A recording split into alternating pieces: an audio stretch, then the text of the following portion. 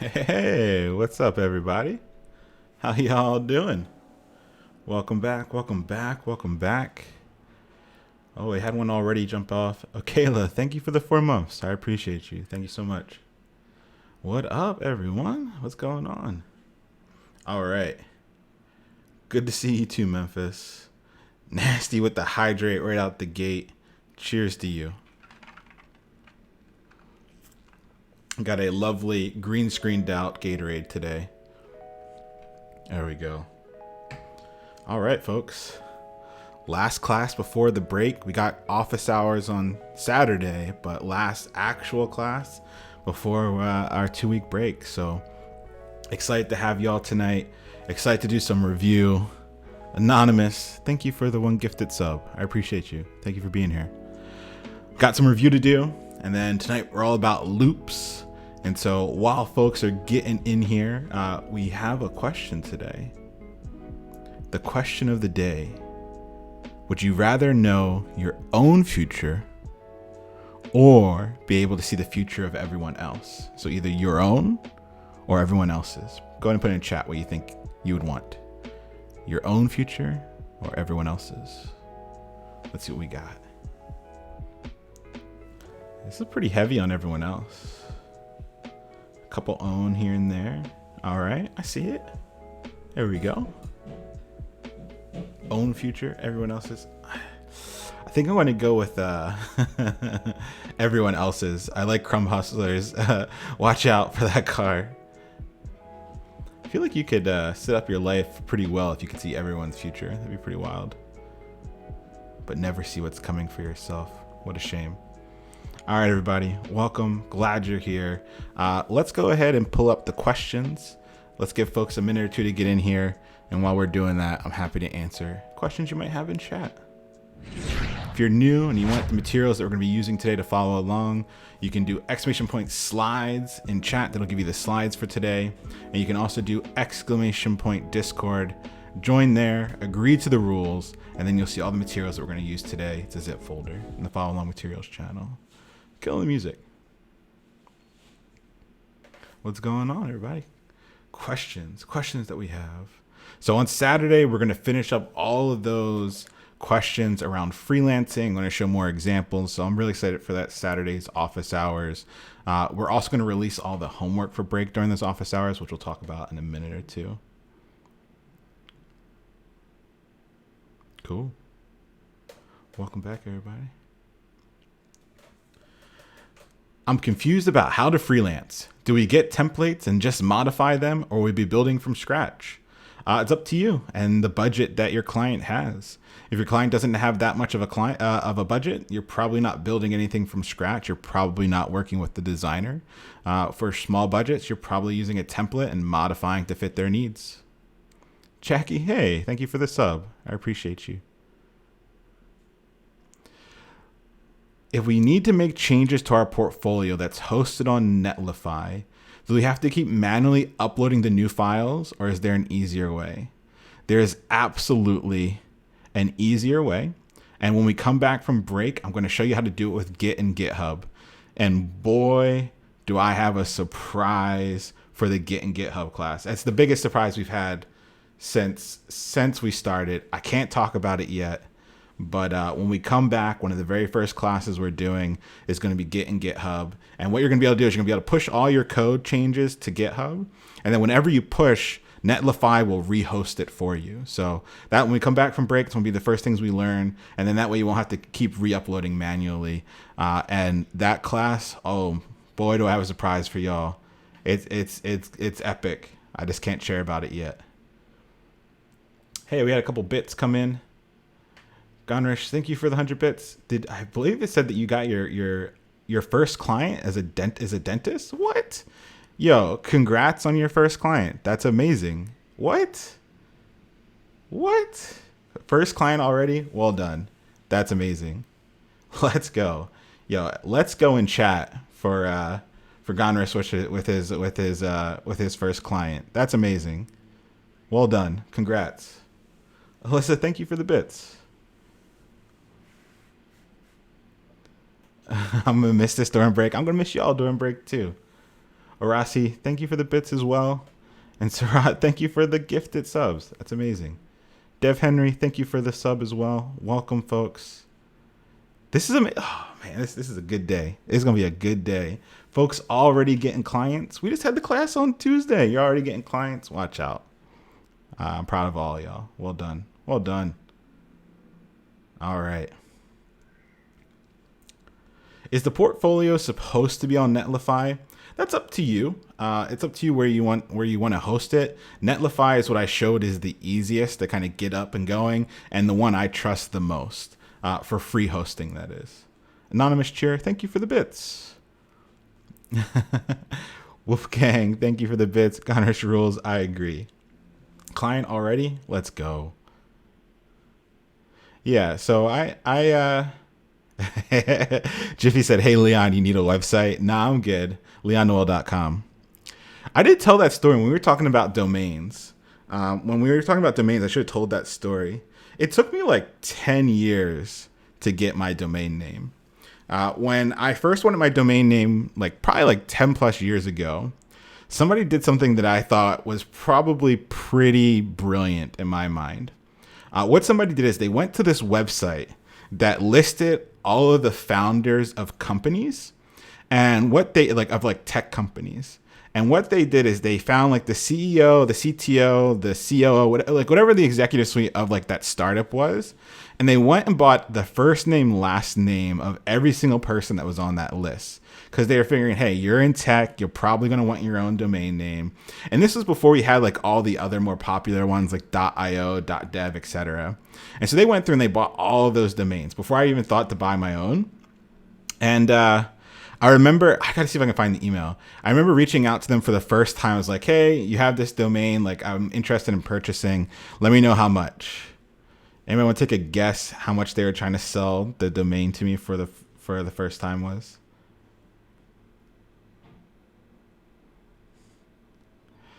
They said 10K. I responded. I believe my response was LOL or something along that line. I didn't even type out a response. I just typed out laugh out loud, and that was it. And I hit respond. And then they immediately 2 minutes later sent back 7K. So they said 10K. I literally 3 characters, laugh out loud, and then they came back and said 7. And I was like, nope. And every year I would reach back out to him hey, I'm never going to buy it at that price. What's the price this year? And then it would be 5, then it was 4, then it was 3, then it was 1. And probably around, I think it was last year, they put it up for 700. And I was like, all right, I'll get it for 700. Let's seal this deal. Let's get it done. There's some other folks that might have my name coming up in the ranks. Let's get this locked down. And so it took me 10 years to get that domain because I wasn't paying the ridiculous price that they wanted. And so what you're going to find is that a lot of the domains, it used to be really hard to get stuff that you wanted because everyone was buying them up. And same thing now, but with all the new TLDs, the .dev, the .io, there's a lot of there's a lot of variation now that you can choose from. And when it comes to things like search engine optimization, having a .com really doesn't lend to ranking that higher anymore. Before, folks used to think that if you had a .com or any of the original TLDs, it would help you search engine optimization wise. But now there are a lot of folks that are saying it kind of really doesn't do too much for you anymore. Did I miss a stretch? Oh, I did. Izzy, thank you for the stretch. All right, I'm going to start off early with the stretch. You know how this goes. You got to get my OnlyFans if you want to see this content. Right back.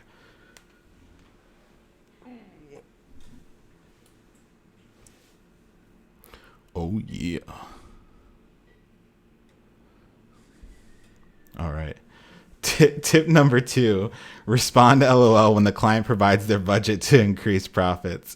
No, your job is to provide value to your client and to help them realize what they can get for the budget that they have. It's not that kind of stream exactly. Can you buy your domain for a lifetime? I think most registrars have a cap at 10 years. I'm actually not sure. They might have some that'll do more. But yeah, I renew mine in blocks. Yeah. All right, folks. let's get into it. We got most of the folks here. Let's get into this. We got some fun stuff tonight. All right. So tonight we're going to talk about the break and kind of expectations over the next 2 weeks. And then we're going to review some of the things that we've learned already. We're going to talk about variables, conditionals, functions, pseudocode, and then we're going to tack on the last of the big four, that is loops.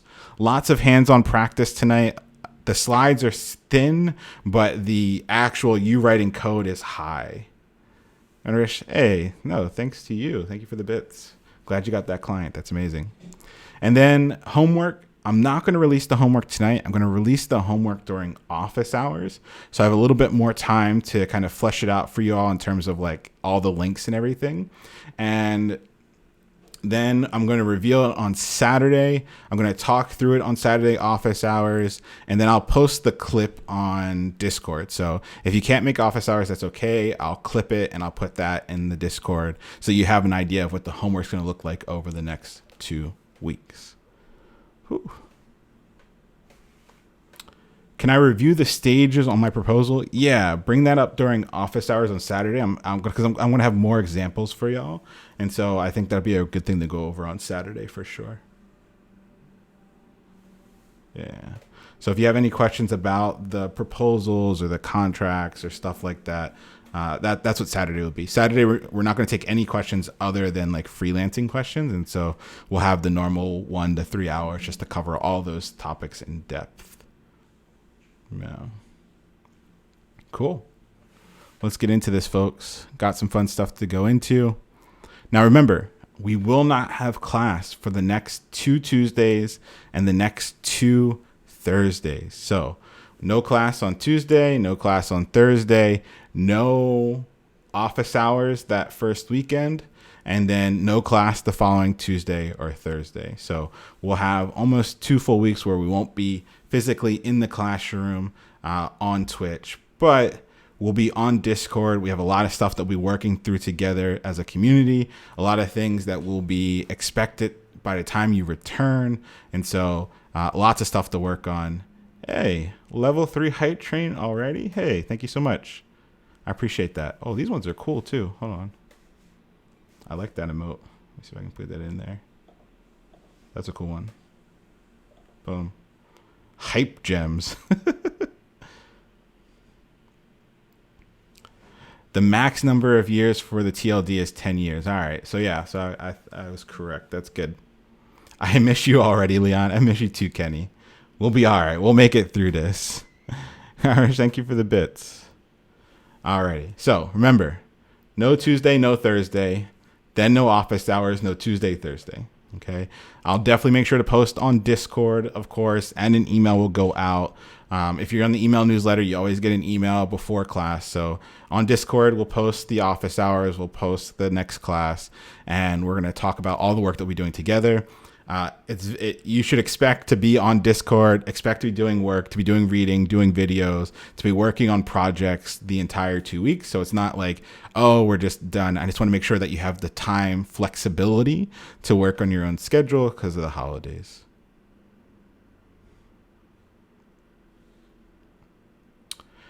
Is Netlify okay for the link for homework? Sure, I'll take a Netlify link for the homework. That's fine. Yeah. All right, let's keep going here, folks. All right, so kind of what we just talked about. So over the next 2 weeks, we won't have physical class, but you're going to have reading, videos, projects, things that are expected. The things that won't be expected is that there won't be any coding challenges over the 2 weeks, and there won't be any expectation for you to network. So over the next 2 weeks, no expectation to network, no coding challenges will be going out. It's just the bulk of the work that I need you to work through. It'll be reading, videos, small projects, and I hope that you take advantage of working together on Discord. I know a few folks have already said, well, it doesn't matter. We're still working on Tuesday, Thursday, and you'll be on Discord working. That'll be good. Just no networking and no coding challenges during those 2 weeks. When we come back, though, the expectation is that this has been a nice ramp up. Our fingers have been moving. We've been figuring out expectations. When we come back, the networking will be checked every week. The coding challenges will become daily. The review sessions, the private review sessions will start for each house. A lot of the more individualized attention and feedback will kick off. So we have a lot of stuff to come back to after the holidays. And so for the holidays, don't worry about the networking or the coding challenges. But when we come back, it's go time. All right? It's go time. All right.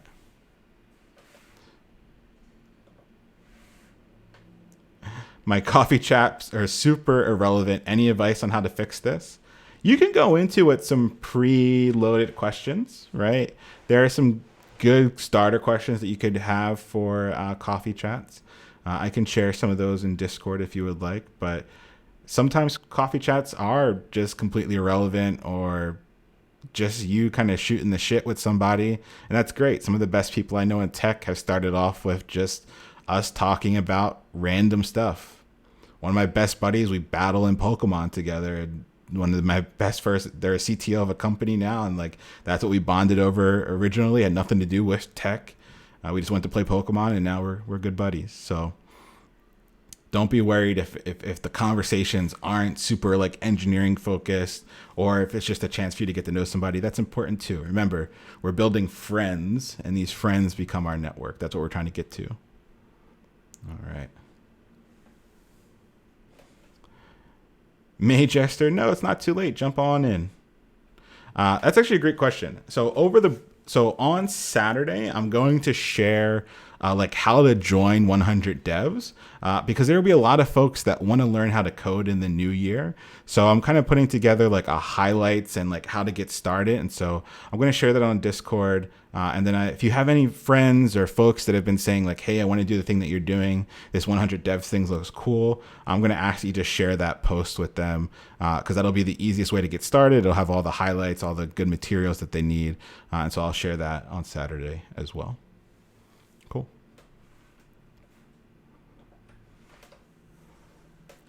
All right, chat. Let's jump into it. Lots of practice, lots of review. Let's get into it. All right.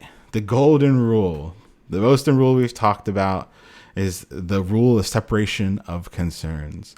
Our HTML has our content and our structure. Our CSS has our style, and our JavaScript has our behavior and interaction. Why is this important, chat? Why is it important to have these things separate? Yes, it is organization, right? For yourself and for the teams that you work on. When you come back to your code after break and you're like, wait a minute, what was I doing? You'll know where to go to make the changes that you want to make. When you're working with a team or you're working with a client, they're going to know where to go to look at things. And so it's really important that we have all this. I think I missed it. Jen, thank you for the bits. I'm not sure if I saw that one. All right. IDs and classes. Remember, IDs are unique identifiers in our HTML. It's how we can target one element and only one element. No other elements can have that ID name, and each element can only have one ID. The sibling to these are classes. You can have as many classes as you would like on each HTML element, and you can share these classes across elements so that they can get the same styles and the same values. All right. Programming. Jiffy, you quit your day job to watch these live? All right. Glad you're here. Welcome. Well, you've been here for a while, but that's interesting to hear. I hope that goes well. If you need some support, reach out to me on DM. Glad you're here. All right. All in, baby. There we go. All right. Programming. A computer will do what you tell it to do. All right, that's the rule here. A computer will do what you tell it to do. And a program is simply a set of instructions that we write to tell the computer what to do. Hey, Sam, what's going on?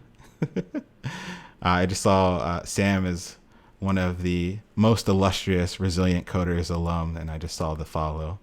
Glad you're here. What is programming? Well, programming is the task of writing those instructions in a language that a computer can understand.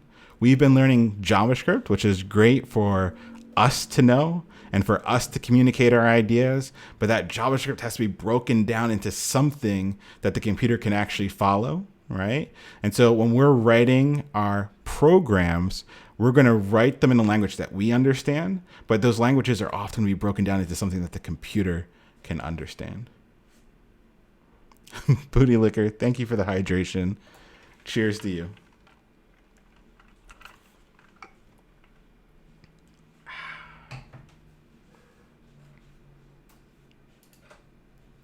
Chat, why is Independence Day a true story? Wolfpack, I'm drinking a delicious Gatorade. Go from H got it first. Binary up. Oh, that's what Bub is. Cross did Bub first. Why haven't I seen Bub before? Now Bub is going to be the command for that emote. I've been working on a few emotes. The binary upload boom emote is the one I've been working on. We of course have a Bob emote that we've been working on, but the name's going to be Bub now. That's great. Binary upload boom. Aliens attacked. Jeff Goldblum was able to write a computer virus that took down an alien mothership, and that spread to all the other ships. Their shields stopped, and we were able to nuke them and save the world, America. Right? Now, how is this possible if it was an alien language? Well, Jeff Goldblum was able to say, you know what? Even if it's an alien language, it probably gets broken down into some universal constants like on and off, which would represent as zeros and ones or binary. So Jeff Goldblum reverse engineered all the way down to the machine code and then built up a virus all the way back up, injected it into the alien mothership. Their shields dropped. We nuked them. We saved the world, America. All right. JavaScript. JavaScript has a specific syntax that we've been learning. In fact, the hardest thing, probably one of the hardest things when we're first starting out, is this idea that there's these parentheses and curly braces and et cetera, et cetera. And it's kind of hard to figure out, like, when do I use this, when I use that? So that's why when we first started off, we weren't too worried about the syntax. We were saying, all right, there are these pieces, these patterns that we have to recognize. Now, as we start to progress, as we start to get a little bit deeper, it's important that you start to recognize the syntax of the patterns. All right, when I do a function call, there's always going to be parentheses. When I do a function declaration, there's always going to be curly braces. Whenever I do a conditional, there's going to be both. And so start paying attention, especially today, to the syntax, the characters. Make sure that you're putting that into your spaced repetition, into your Anki, so that we're not forgetting these things, especially over the break. Over the break. Over the break. Don't forget your Anki. Anki's a daily thing, even over breaks. You're at Christmas dinner, being like, sorry, Grandma. Leon said I gotta do my Anki. Well, you don't swipe on Anki. I don't know what that was. Anki's this. This is how I look for a half an hour to an hour every day.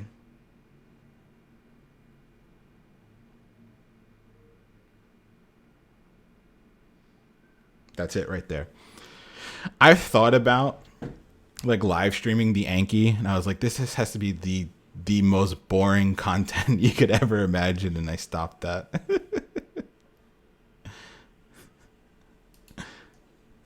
Alrighty. Chat, what are variables? My biggest flex is my Anki stats. I love that. We should have like an Anki flex channel on Discord. Where's Daddy Yankee at? Yeah, they're data buckets. Variables are a program. It's how we tell our program to remember values to use later on. And that entity that we use to store values into, that entity that's our bucket, we call a variable. Cool. When it comes to our variables, we can do two things. We can declare and assign. And often we do our declaration and assignment at the same time. So here I am declaring a variable called age, and then I am assigning it the value of 22. And so we create a space in memory, we create a bucket in that memory called age, and we assign it the value of 25. Scooter bro, thank you for the 2 months. Glad you're here. I like to name my variables using a convention called camel case, meaning that the first word is capitalized and every other word, the first word is lowercase and every other word is capitalized. So as you can see here, number is lowercase, of and apples is capitalized. I'm realizing right now that my iPad is not connected, so I can't draw on the screen. When we get to our first coding challenge, I'll plug it back in. Somebody got bingo already? What? Wolfpack, thank you for the hydration. Cheers to you. Thank you. We talked about 2 different things we can store in variables so far: strings, pieces of text with double quotes or single quotes. Remember, if you have single quotes on the outside, you can use double quotes on the inside. And if you have double quotes on the outside, you can use single quotes on the inside. We have numbers that can be represented inside of our variables. We have integers, which we consider whole numbers, and floated values, which we consider numbers with decimal places. In JavaScript, you can also have signed numbers, positive or negative. Remember, in JavaScript, we have arithmetic, addition, subtraction, multiplication, division, and modulus. Remember, modulus is our remainder. Daddy Yankee, did I hear an Yankee channel? Specifically, Daddy Yankee, specifically a Yankee flexing channel. Every post has to be an Yankee flex, and that's it. If it's not an Yankee flex, it gets deleted. We'll try it. We'll make it over the weekend. All right. First coding challenge of the evening, we're going to have quite a few of them tonight, is the variable fun time challenge. If you are new and you need the materials, you go to our Discord, !Discord, agree to the rules, and then in the follow along materials channel, there is a zip that's going to have all the code that we have today. So I'm going to go ahead and open up the variable fun time HTML file, and then the JavaScript file as well. You can see there's some stuff here in the HTML that's going to be helpful to you. And then there is some JavaScript. There is some JavaScript commented out code here that's going to tell you what to do. So I'm going to go ahead and put 7 minutes on the clock for this first one. 7 minutes. Tonight's all about writing good code. We're going to review it. Some of the harder ones we'll save for review on Saturday, but I'm going to put 7 minutes on the clock and I'm going to let you get into it. So let's go ahead and put smart timer. 7 minutes. Actually, we'll do 5 minutes on this one. We'll do 5 minutes on this one because this is just the variables. All right, 5 minutes on the timer.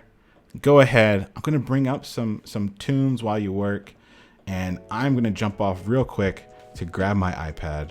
I'll be right back. Good luck. Godspeed. You got this.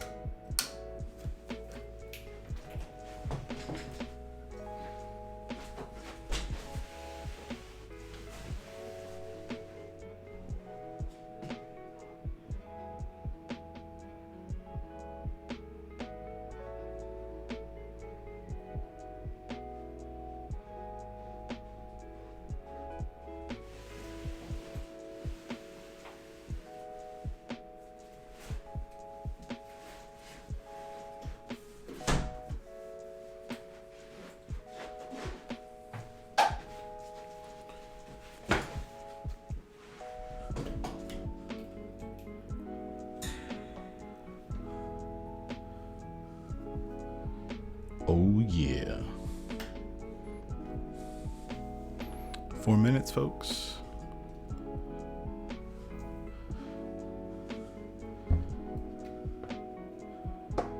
Miss Turner, your Discord's been updating for like an hour? Wow.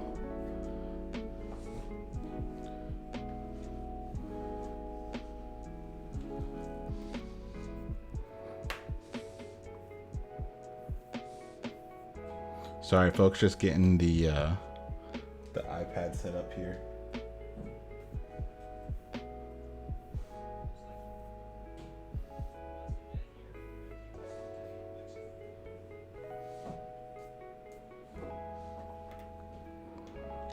Three minutes left. All right, I'm plugged in. I'm ready to go. Just make sure.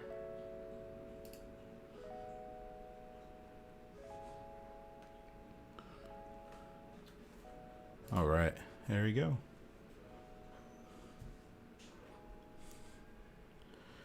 We are on the very first one, variable fun time. So the first one, variable fun time.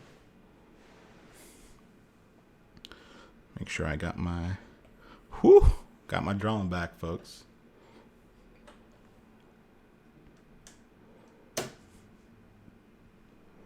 All righty.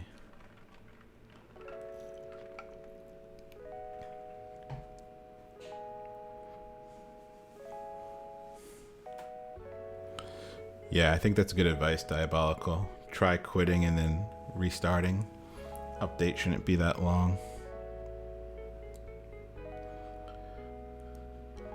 If you're new and trying to follow along, exclamation point slides gives you the slides.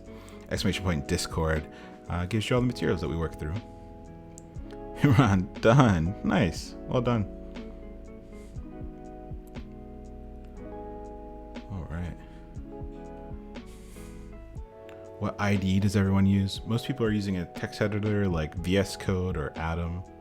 What you're seeing here is Atom, but VS Code is pretty popular too. Ooh, got some other folks coming in. Done. Oh, Rossi, George Codewell, never done. Blah, blah, blah. Done. Nice. Dunzo, K-Coughs. Wolfpack is done. Minute 15. You got this, folks.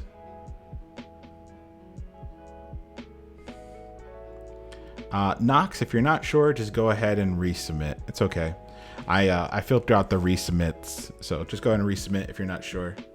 And then I always just pull the one with the most recent timestamp. So if you did happen to double submit, I'll only grab the first one anyway. May Jester, feel a bit lost. I have missed 12 previous lessons, but I had to go at it. Yeah, it's gonna be hard. We've been doing this for 12 classes. If you do exclamation point YouTube, you can watch all the videos without ads on them, which is great, and it's be a little bit faster to catch up because you can set the speed to what you want. And then on Saturday, I'm gonna release like the highlights. Like if you're just trying to join right now, what videos to watch, what to do, and so it might be a little bit easier to jump in that way, but hang around, see if you can pick some stuff up. We're gonna go through everything together. Glad you're here. Coronet done. Nice.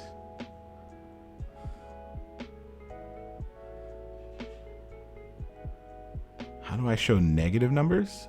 You can do a hyphen for negative. Alrighty, folks. Welcome. Come on back. Come on back. Let's go over this together. Come on back. All right. I gotta kill the vibes here with the music. Boom. All right, music's off. Let's go ahead and take a look at this. Create a variable and assign it a number. So let's go ahead and create a variable and assign it a number. Let's go ahead and say let num equal, let's assign it to be 100. So we've done our variable declaration and our assignment on one line. Let's take away 10 from that number. So we'll say num equals num minus 10. Chat, what's another way that I could have done the subtraction of 10? How else could I have subtracted 10 here? I did the num equals num minus 1, but how else could I have done it? Yeah, minus equals. We could have also done this, right? That would have also taken 10 away from num. Both work here. And then the last thing we want to do is we want to print that number to the console. So we're going to do our log with console in it, and we're going to do num. Whoop. There we go. If we were to go ahead and save this, let me go ahead and open this HTML file in the browser. And we're going to open up the console to inspect. And then if we go to the console, we're going to see that there is 90 being printed to the console. So we know it's working. Cool. Let's take a look at the next one. Create a variable that holds a value from the input.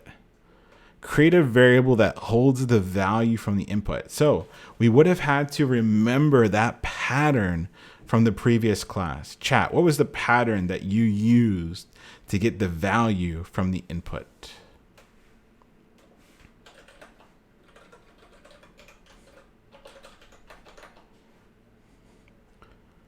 Yeah, okay. So we're going to get the value from the input. So let's go ahead and take a look at the input. The input has the ID of Dance Dance Revolution, one of the best games ever made. Saints Go Marching In. I can probably do it from memory right now. That's on my OnlyFans. If you want to see me doing Dance Dance Revolution from memory, Saints Go Marching In. That's the OnlyFans for you. That's the content. All right. So we're going to do our document, that query selector. And we're going to go ahead and put in Dance Dance Revolution. It was an ID, so we need our octothorpe. All right, we need our octothorpe. And then we're getting the value, so we need the dot value. Cool. So now that should get us the value out of 900,690,100 to go. I love it. All right, so that should give us the value out of the input. Let's add 25 to that number. Input it value. And let's do the second way that we saw it, plus equal 25. Whoop. And then let's go ahead and alert that number. Now, the interesting thing is we're going to see something interesting happen if we just run this. Right? If we just run this.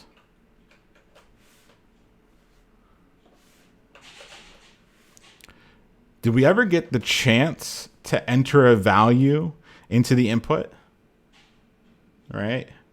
Never, because it's happening instantly, right? If we go ahead and we look at our code, there's nothing that's telling this to wait. It's not inside of an event listener. It's not inside of a function. It's just running immediately. And so you have to be careful. If you want stuff out of an input, you got to be careful that you've figured out how to get the value after the user has done something. So they've entered it into an input and then they've clicked the button or they've done something, or else it's going to run instantly, right? We need a Smurf. Exactly. All right. Create a variable that holds the H1. Add an event listener to that element that console logs the sum of the two previous variables. Interesting. It's a hard one. All right, what did y'all do to get the variable that holds the H1?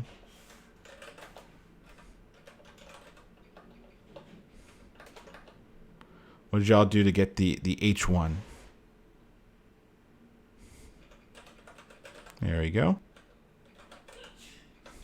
Now, if we look, the H1 doesn't have any ID, but we really should only have one H1 per page, unless we're abiding by those new section rules with HTML5. But we're just going to do query selector H1 here. We don't need an octothorpe. We don't need a dot here because we're just dealing with the actual tag itself. And right now, this H1 will be stored in my variable H1 DOM. Cool. Now we can do H1 DOM dot add event listener. All right, add event listener. And then we can go ahead and say it's a click event. And that click event's going to run a function called sum.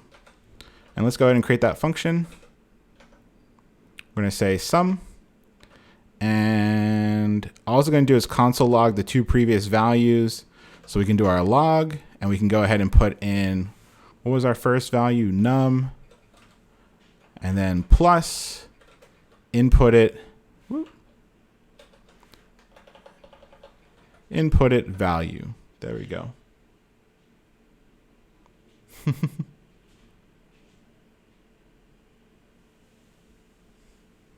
All right, let's go ahead and save all this. Let's go ahead and make sure our Smurf is working. Let's go ahead and refresh. Let's go ahead and put in a value. Ooh, something interesting is happening here. Something interesting is happening here. 90-25. Chat, when you see 90-25, what's happening here? What is happening? Yeah, we're getting some sort of concatenation. It's a string here, right? So whenever you see these two numbers getting pushed together, instead of adding together, one of them is a string. And so if we go and take a look, one of these is going to be a string. And so we can do some fun stuff. We just want to be quick and not actually like use our brain. We can do that parse int or number and just do that. And that way we don't have to like go through our program and figure out what's going on. But parse int number, let's go ahead and save. Let's do it again.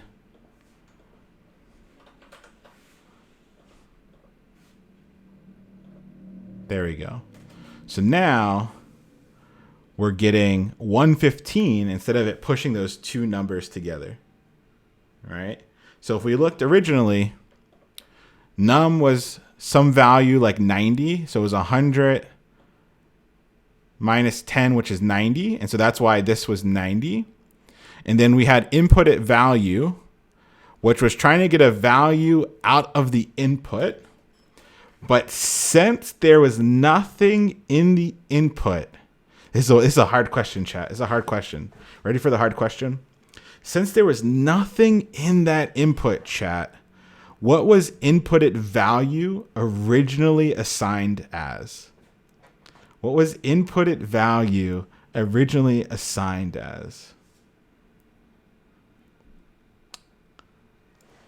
Ooh, Vesper. What is that? Yeah, Vesper lost. Got it first, right. Let's go ahead and see if we can actually console log it here.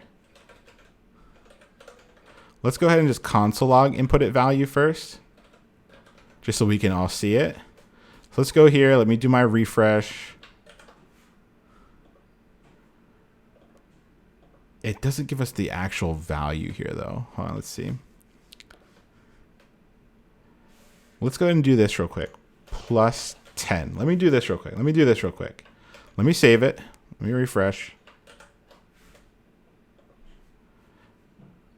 Notice how these are different. Notice how these colors are different, right? That's the browser yelling at us, right? There's something different between this and this. It looks like they're both numbers, but what actually happened was when I went and got this value out of the input and there was nothing there, it gave me an empty string. It gave me an empty string. And then what we did here is that we did an empty string plus 10. That meant we were concatenating, or that we were adding a string to a number, and we were getting a string instead of a number. Oh boy. And that carried all the way down to when we actually wanted to add the two values. So even though we had added 25 here, what we did is we added the number 25 to a string, which made this string 25 and not just number 25. All right. So that's some weird stuff that's happening. That's why this was labeled hard. There's some fishy things going on in here where we were getting an empty string and that was throwing us off. And that's why we needed to get the number value out of that string. Number is the same thing we saw earlier before, two things like this, parse int, same idea here. We had a string because we had added an empty string to a number, and we needed to get that value out of the string. That's why JavaScript is quirky, folks. This is one of those quirks. These are the little things that come up when you're dealing with JavaScript where you're like, what the heck is going on? But it makes it really flexible as a language. All right. Yeah, Mary, number is built in, exactly. All right. Let's keep pushing. This is a fun one to go over. So when you're got some free time over the break, definitely come back to that one and step through it. All right, let's keep moving. All right. So we're variables. That was a quick variable review. Let's talk about making some decisions. So when we make decisions, we're going to compare values. And then once we've compared those values, we're going to do some stuff. But before we can make those decisions and compare values, we got to know how JavaScript handles comparing values. In JavaScript, we have 3, 2, and 1 equal sign. 3 equal signs is when you're comparing value and type. 2 equal signs, you're just comparing, 2 equal signs, you're just comparing value. And 1 equal sign, you're doing reassignment or assignment. Okay. So here we're using 3 equal signs. We're comparing not only numbers and strings can also be compared in this way. We have the dreaded wall of logical operators. We're going to skip this. No need to inflict this pain today. And then what we're going to do is inside of conditional syntax, right? Inside, everybody's saying thank you. Inside of our conditional syntax, we're going to use these expressions, these checking of values inside our parentheses. And if what is inside our parentheses is true with a conditional, we wind up doing what's inside of the curly braces. But if what is inside these parentheses is false, we don't do a thing. Okay. So an extension of this in JavaScript is that you can check for an if, an else if, or an else. You can have as many else ifs as you would like, and you do not need to have an else, but an else is like a default, right? It's going to run automatically if everything above it was false. So in this case, if what was inside these parentheses is false, we would try the else if. And if what was inside the else if was false, then the else will automatically run. It doesn't need to check anything. An else will never check a value. Okay.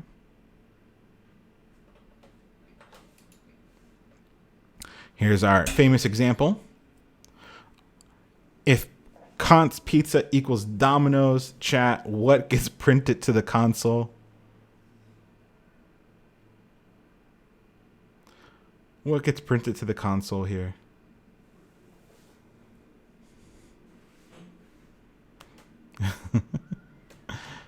All aboard the train to Flavortown. Exactly.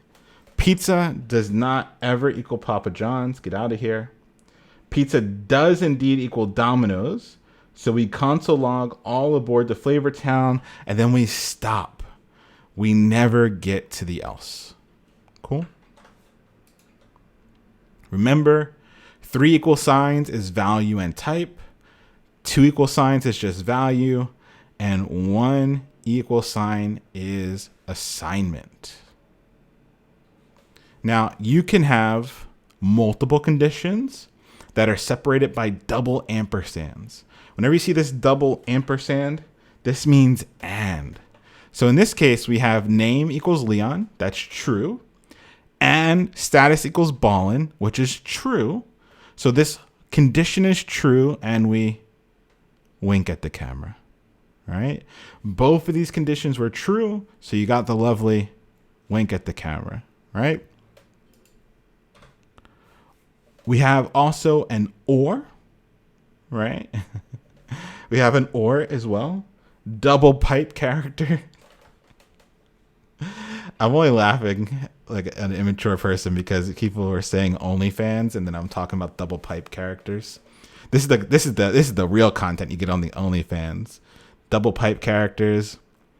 It doesn't just mean or on OnlyFans. That's all I'll say.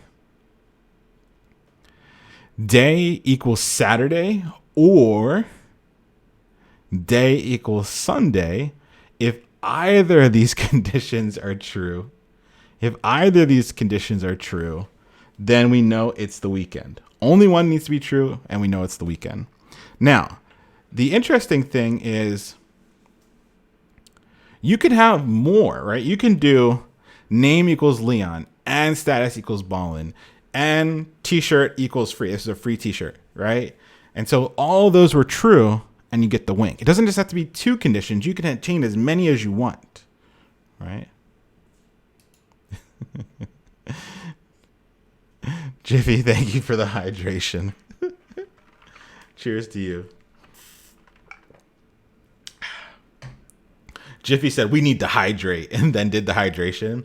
I thought they were saying it, and then they're going to try and goad someone else into do it, right? But now they're like, I got this. All right. Let's go ahead. We have our next coding challenge, which is the age checker. We're going to go ahead and work on this. We're going to review it, and then we're going to take a break. So let's go ahead and open up the age checker, please. And as always, I'll share all the solution code on Discord after class. We go to the age checker. We go to our JavaScript. You can see that we have a conditional here. So I want you to go ahead and create this conditional. If under 16, tell them they can't drive, under 18, etc. So we want to have a conditional that checks a variable called age and then checks for all these conditions. Lots of else ifs here.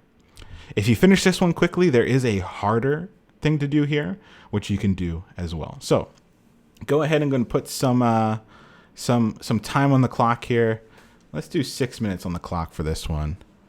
We'll go over it, and then we're going to take a break. All right, 6 minutes on the clock. Have at it. Going to put some music on for y'all. Miss Turner, sorry to hear your laptop's not going well. Reach out on Discord if you need any help catching up.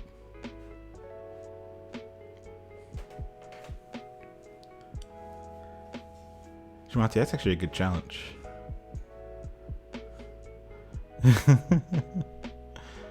Yash, that's already in the slides. There you go. Thank you for sharing Bingo Diabolical. If y'all are playing Bingo, I think folks got Bingo early today. Exclamation point Bingo. I will take you to the lovely Bingo created by Diabolical and Cross. We're going to head to work on this, and then when we review it together, we'll take a break.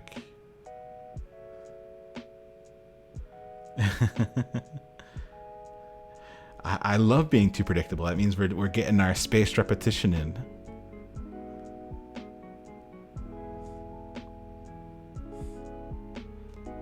Imran, you could chain ternaries, but you're going to lose a lot of readability there. But technically, very doable. If you're going to do that, I would look at a switch case. Major Lift said, big thank you to the anonymous gifter that gifted me a sub earlier.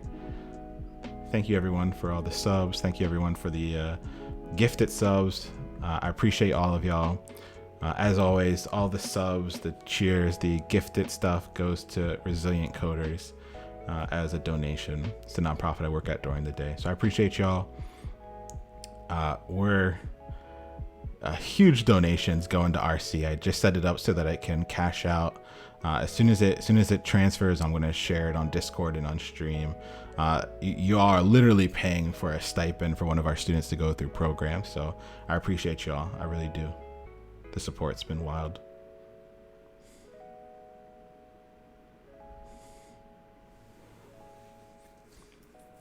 Whoo, Ski in chat. How you been? Good to see you.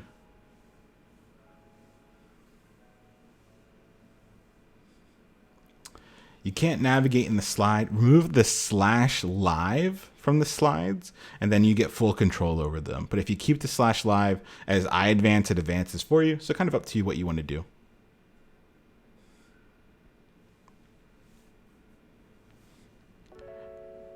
Astral, hey, thank you for stopping by. Glad to have you. Make sure you hop on the Discord so you can get all the materials and the stuff that we're doing.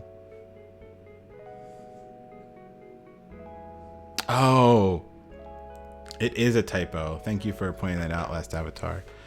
If over, I said under over. You can see I was copying and pasting there. If over 30, tell them there's nothing left to look forward to.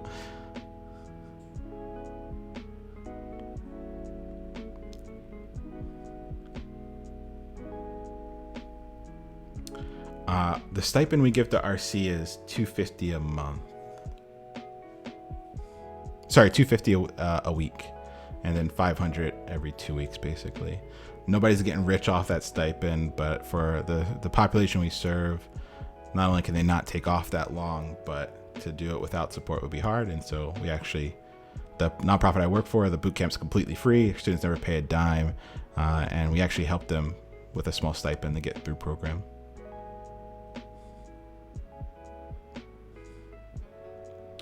We're going to have 40 in the next cohort, Shamanti, 40.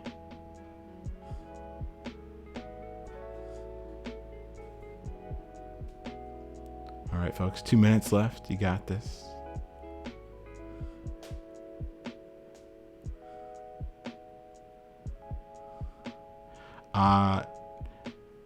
We are in the age checker. So if you're on the slides, we're on age checker.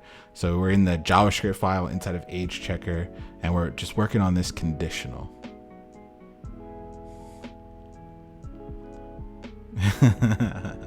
Last Avatar, that's a good one. I didn't think about that.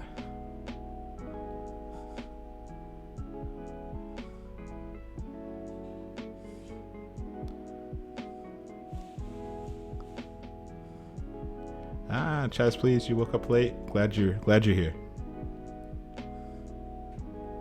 We're on our second challenge of the evening, the age checker. We're reviewing our conditionals, and then we're going to take a break.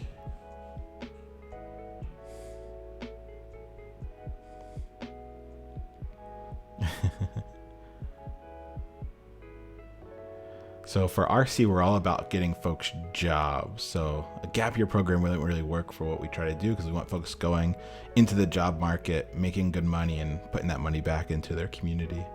So yeah, so we target folks that are a little bit older than college age traditionally, but we take folks 18 to 30, but those aren't kind of hard limits. Will you go over recursion tonight? Heck no. We're too early for recursion. When we come back from break, though, we'll have some classes with recursion in them.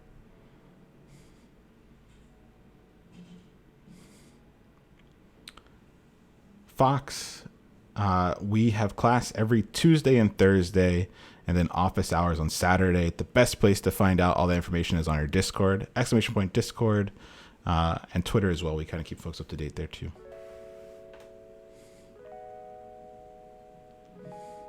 All right, folks, come on back. Let's go over this together, and we're going to take a break. Jeff with the hydration. Cheers to you.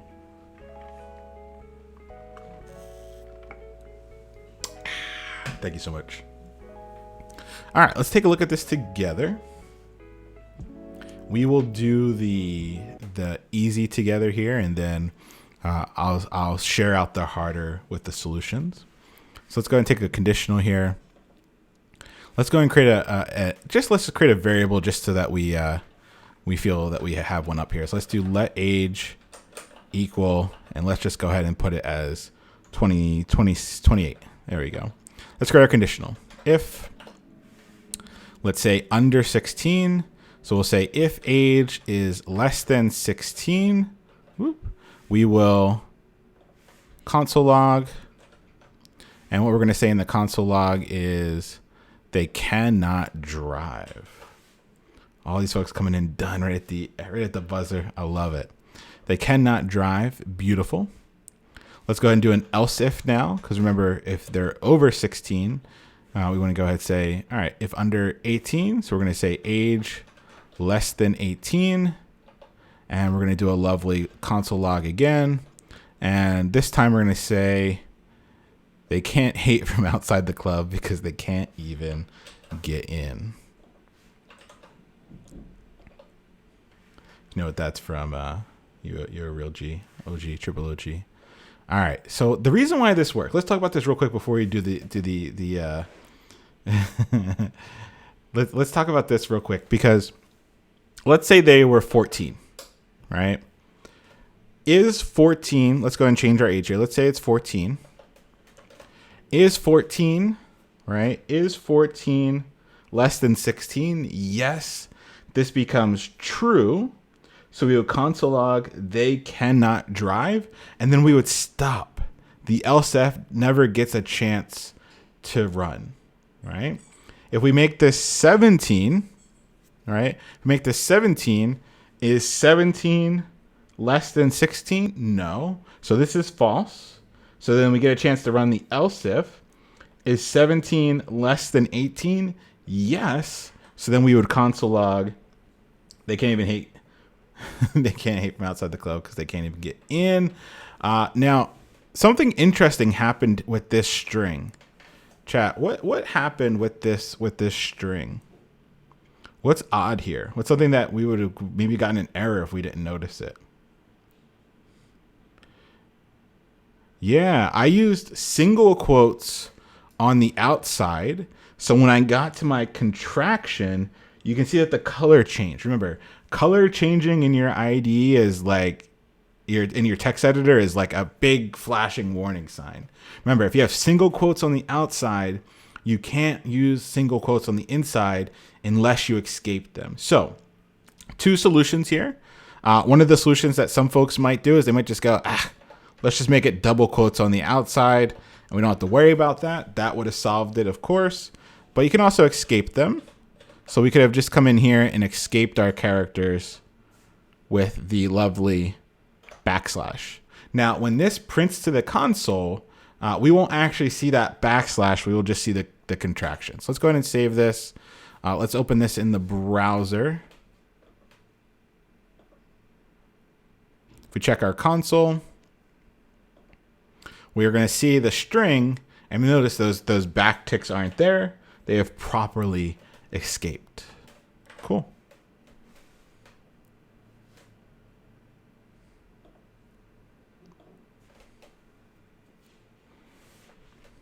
Okay, let's do the next one. Under 21, tell them they cannot drink. So let's go ahead and do another else if. And this else if is going to be under 21. So we're going to say age less than 21. We're going to do our log, and we're going to say they cannot drink. Let's do our next else if. And we're going to say if they're under 25, they cannot rent cars affordably. So we'll say age under 25. And then we'll come down here for our console log. Beautiful. All right, we'll do our next else if.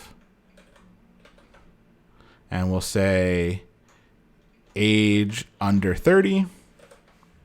Cool. And we'll do a log, and we'll go ahead and say they cannot rent fancy cars affordably. Cool. And then else, we can just say there is nothing left to look forward to. But no, we did notice that some folks said you can maybe run for president in the US if that's something you would look forward to. There we go. Now, remember, I did the else at the end because I'm not checking any other condition. So if all these other conditions were false, the only other option is that they are 30 or greater. But notice I didn't say 30 or greater. I said if they are over 30. So this actually doesn't work. Let's see. Actually, this is, yeah, if they are less than or equal to 30, right? If they are less than or equal to 30, do they have to be over 30? Like, is there like a millisecond where they can't get a car affordably? Nah. Let's say they're under 30. They cannot rent fancy cars affordably. So we can do an else if here. So if age age is, let's see, greater than or equal to 30. There we go. So if they're greater than, let's do it's greater than. I don't know why I was tripping up on that one. We're going to say greater than 30, right? So here we go. So let's be really specific here. So if they're less than 30 or equal to, if they are less than 30, they cannot rent fancy cars affordably.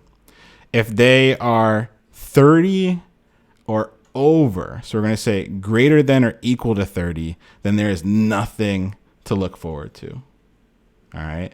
So we're going to say if they're less than 30. So not if they're exactly 30. If they're less than 30, they cannot rent fancy cars affordably. And then if they are equal to 30 or greater, then there's nothing left to look forward to. So it's just being a little bit more specific here. Now there's a question. Somebody said, can we just use ticks everywhere? Technically you could. That would have worked. All right. That was a funny one. Alrighty, let's go ahead and take a lovely break. I'm going to go to the slides here. Let's go ahead and put a timer on the clock for 5 minutes.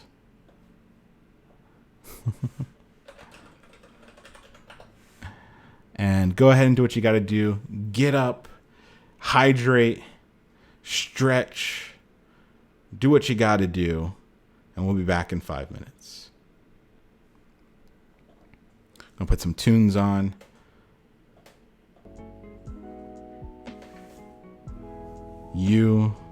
Yes, you, get up if you're able, go.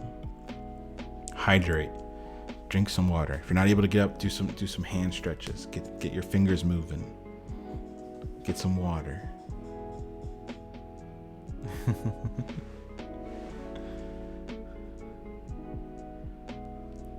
Knox is doing push-ups. There you go. Slay, not yet, when we come back from break. Dragon, your 21st is next week. Woo! Watch out.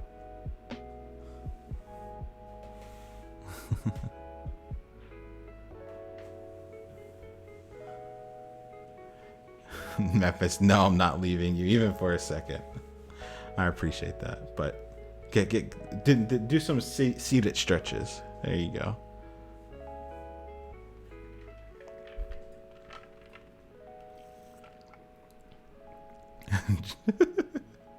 Jeff said 2 weeks is enough. That's enough separation. If you're new and following along, go ahead and give us a follow. That way you can see us when we go live. Go ahead and join the Discord if you want the materials that we're working through. It's important. You're going to need them. We're going to do a lot more practice problems today. And so if you want that code, !Discord, go to the follow along materials channel and you'll have everything that you need.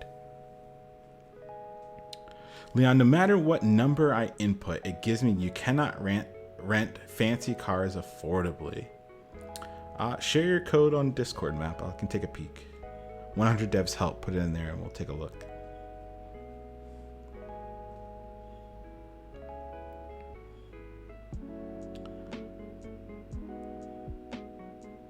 I didn't even know there was a commands command. That's hilarious.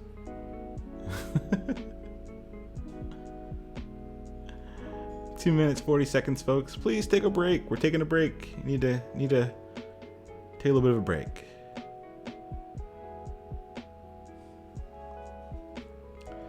Slay, as with everything on this show, everything on this stream, I like you all live in a little bit of mystery. Is it my real name? You'll never know. Is my favorite show of all time The Bachelor? You'll never know. Is it all an elaborate ruse to get you to learn more? You'll never know. JK Fett, don't miss you too much over break. I'm gonna miss y'all. I'm gonna be on Discord. I'm gonna be doing some work right along with y'all. We got a lot of stuff to do. Even though we're not here on stream, we'll be together on Discord. Got it to work? That's awesome. Is this even code? We'll never know.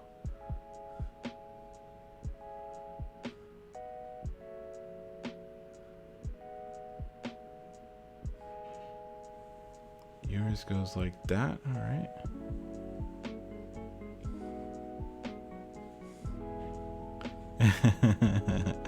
It is the perfect interview challenge, Peanut. Sir Peanut, I should say. Oh no, kids are going wild.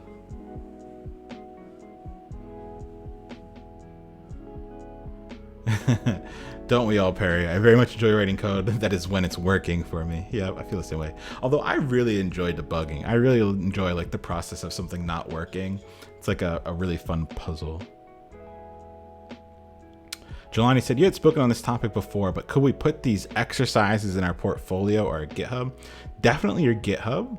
And if you feel like you've like done something to make it stand out or it looks really good, yeah, sure, why not put in your portfolio? I think a lot of these are basic, and so that's why they might not be the best fit for a portfolio. But if you've done something to extend them or make them better or make them really stand out, yeah, by all means, go for it.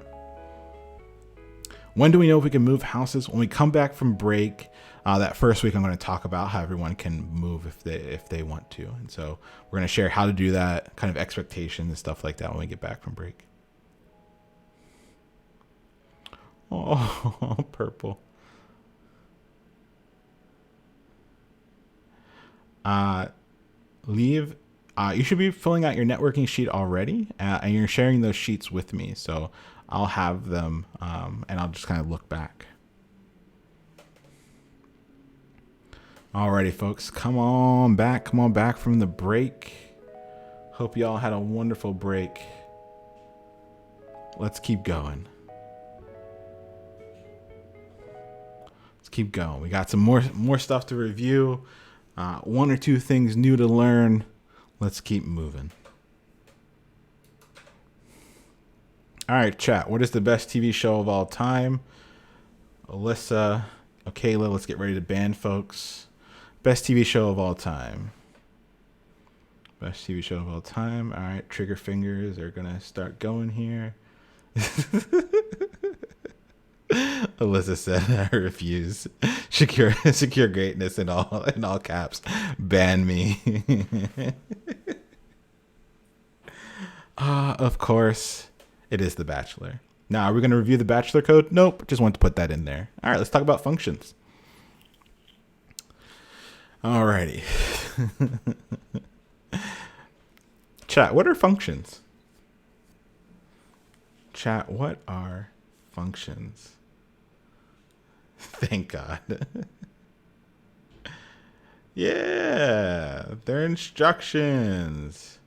Blocks of reusable instructions. I like that. Yeah. Functions are simple sets of instructions. They should be reusable. And an ideal that you want to live up to is that maybe they perform one action. That's where we're working towards that. Our functions are kind of like a catch-all for a lot of stuff. But if we start thinking about this idea of something called clean code, which we're going to get into more when we come back from break, they should be simple sets of instructions. They should be reusable. They should ideally perform one action, and we're going to use them as the basic building blocks of our programs. All right. Here is the structure of a function. We have a function declaration. We have a function call. Remember, when we call a function, you're always going to see that same bit of syntax, those parentheses. And remember, when we call, we argue. We call mom to argue. I have a very healthy relationship with my mother, but we call to argue, right? Call to argue. So we're passing in our arguments. Our arguments fall into our parameters, and wherever we see our parameters, we can use them inside the function body. Cool.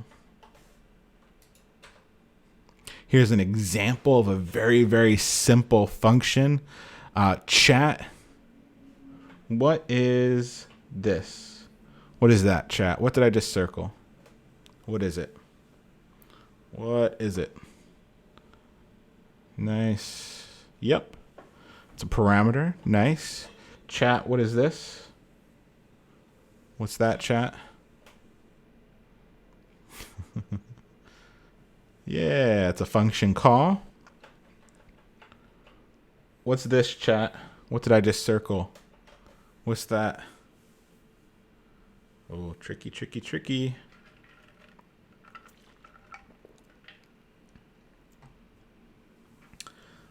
I've seen a couple things here. I'm seeing a method, true. It is a function, and specifically, it's a function call, right? This and this are the same thing, except this was built into the program, built into JavaScript, and this we wrote ourselves. But both are function calls. We'll add a little bit more nuance then when we come back. Once we learn about objects, some of the language we use are going to change a little bit here. But they're both function calls. If they're both function calls, that means our parameter is being used as an argument here. Whew. Watch out. Here we have another example of a function, but this time we're passing in two arguments, right? Hello and goodbye. And our hello argument maps to word. And our goodbye argument maps to other word, right? So we're passing in two arguments that map to two parameters. Anywhere we see word, it's actually hello. Anywhere we see other word, it's actually goodbye. Cool.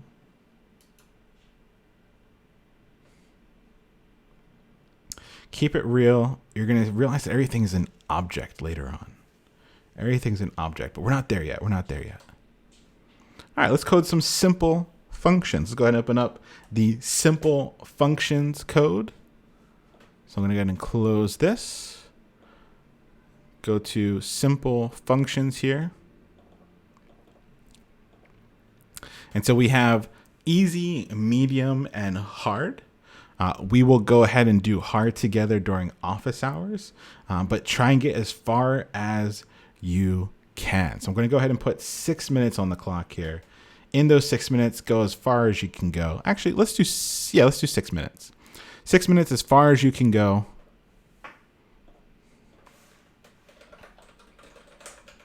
Try hard to get through at least the medium. So try to get through the easy and the medium in these 6 minutes, and we'll save the hard for office hours. Go for it. Go put some tunes on for you.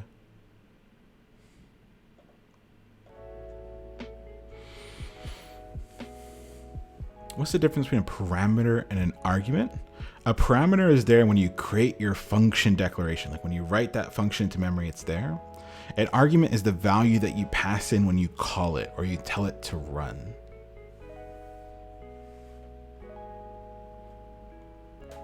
Solutions always go into Discord. So at the end of each class, I'll post the solutions there. This Saturday, we're doing two things. Well, sorry, this Saturday, we're doing 3 things during office hours. We're finishing up your freelancing questions. We are going over the hard problems. So your homework between now and office hours is to finish the hard problems.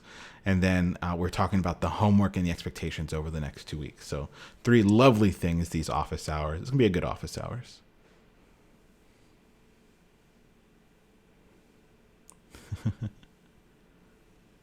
All right, folks, 5 minutes left. You got this. Dig deep. Get as far as you can go.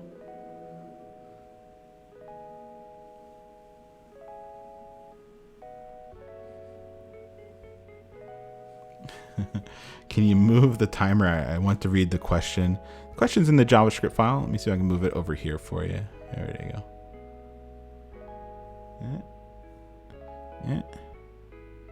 Yeah. There we go.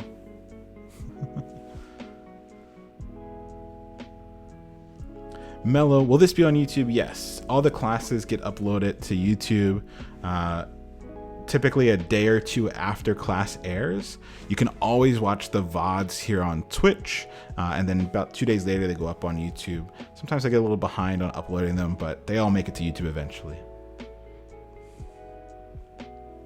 And so on Saturday after office hours, I'm making sure all of them are up on YouTube. I'm making sure that they all have like better thumbnails and stuff like that, and cleaning it up a little bit, making it easier for folks to find what they need to find.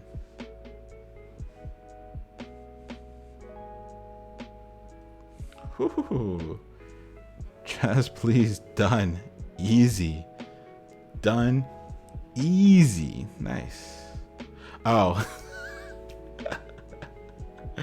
I thought you were like saying like done, like easy, like that was really easy. You said you're done easy.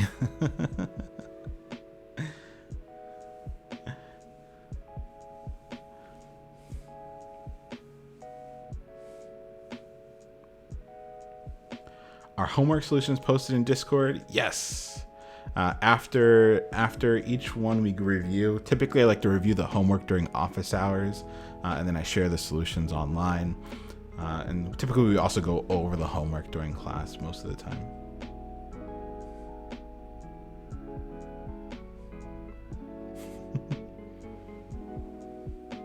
Wait, it is cheese, please? All right, well, there we go. I learned something new today. Sorry, I've been calling you like Ches or something like that for a couple months now. Sorry, cheese, please. All right, I got it. It's locked in the memory. Alrighty. 2 minutes, 30 seconds. I don't understand the second question. Let's take a look. Create a function that divides three numbers and console logs the quotient. So just take three numbers, divide the first by the second, and then that by the third. So it's just like three in a row. 3 divisions. Whew. 2 minutes.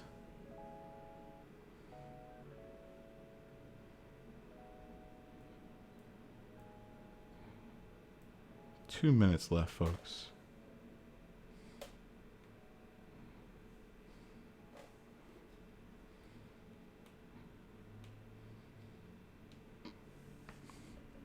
Dragging out the hydration. Cheers to you.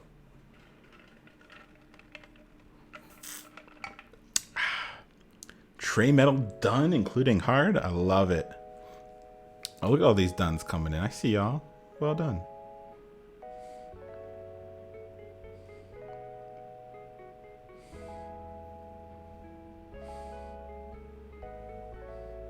Well done.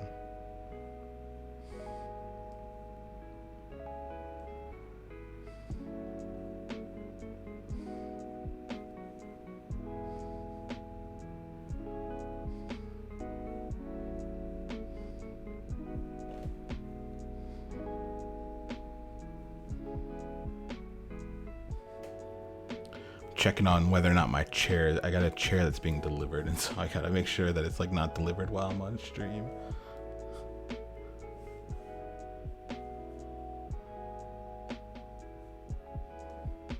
Alrighty, folks, 30 seconds. Dig deep.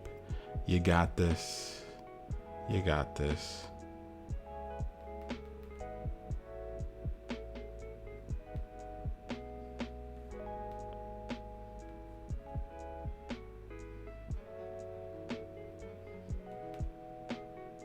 Alrighty, folks, almost done. Dig deep. You got this. Woo!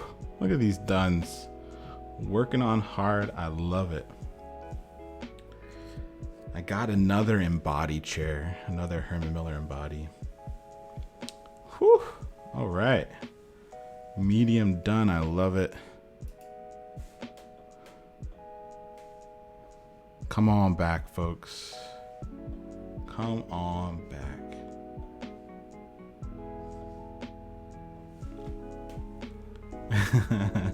I'll give you $20 for the first one with the coffee stain. No, my wife has that one. You tune in for an unboxing stream. Alrighty, folks. Alrighty, come on back. Come on back. Let's go over these together. I'm gonna kill the music here. Diabolical got it right. I'm gonna sell the old chair through my OnlyFans. It's a special reward. Ooh, done with heart too. I love it. Reptar conquered JavaScript, all caps. One money, please. I'll take it. Hey, that's awesome. Well done. All right. Create a function that subtracts two numbers and alerts the difference. All right, function sub to num alert. There we go.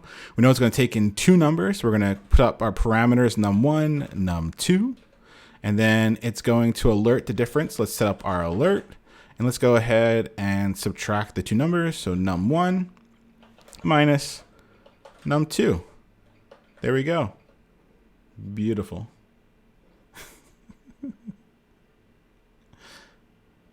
It's hilarious what gets picked up by the auto mod. Oh, that's funny. Thank you, Alyssa. Alyssa, myself, and Okayla, we get to see so much more stuff that y'all don't see. The depravity that Alyssa filters out for us is amazing. Thank you so much to Alyssa. Thank you so much to Okayla. Thank you so much for helping us. The stuff they subject themselves to so that you don't have to is amazing. Alrighty. Create a function that divides three numbers and console logs the quotient. Divides three numbers and console logs the quotient. Let's go ahead and create a function. Divide 3 and log. There we go. And we know we're going to need three numbers this time. So num1, num2, and num3. There we go. And we're going to console log it. And it's going to be this the division here. So we're going to do num1 divided by num2 divided by num3. There we go. Hey, Rab, what's going on? How you doing? I'm not calling these, though. Can you space it out? Absolutely. White space really doesn't matter when you're, except for that. But any of these things you can do white space, doesn't really matter. Cool. I didn't call these. So let's just call them real quick. Just because in case we want to check to see if they're working. Let's do 150. And then let's go ahead and call this one as well. Divide 3 and log. Let's pass in three numbers. Let's do 12, 4, and 2. Oop. Let's do 12, 4, and 2. There we go. Cool. Ah, that's where I messed up. I forgot the call. Yeah, it's not going to run without the call. Good eyes. All right. Create a function that multiplies three numbers.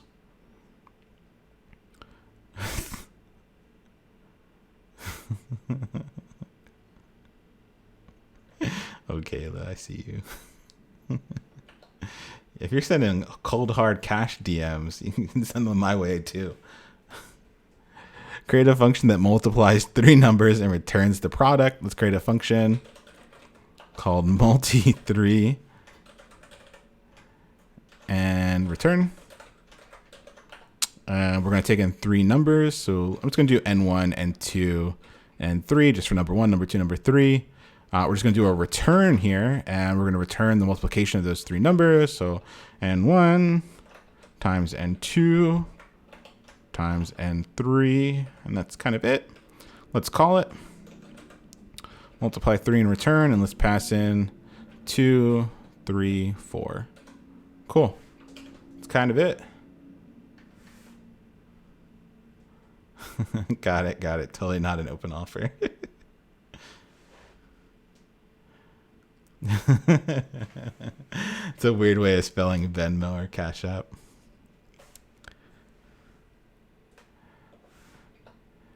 Does that work? So many people put like Venmo and Cash App like in their Twitter bios. Do people like actually like send money? I don't know. I've seen that a lot. Interesting. Try not to think out loud on stream. We make fun. I love it. Hydration. Cheers to you.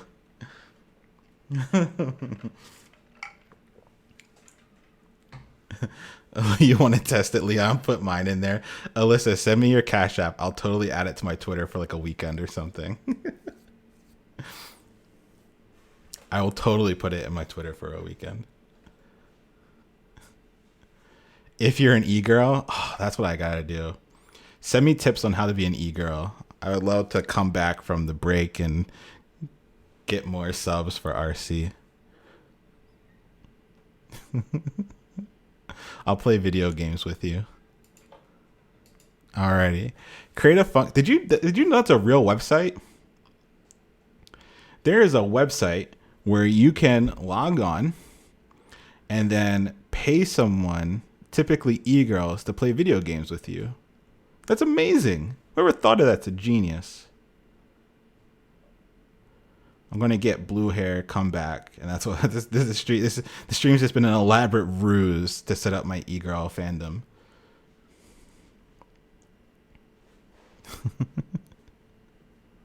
He doesn't even stretch on stream. 3D. Jabated. All been jabated. It's just me setting up my e-girl store. All right. Let's get back on track here, folks. That's deplorable. Takes notes. Create a function that takes in 3 numbers. Add the first 2 numbers and return the remainder of dividing the sum of the first 2 numbers by the third number. Oh boy.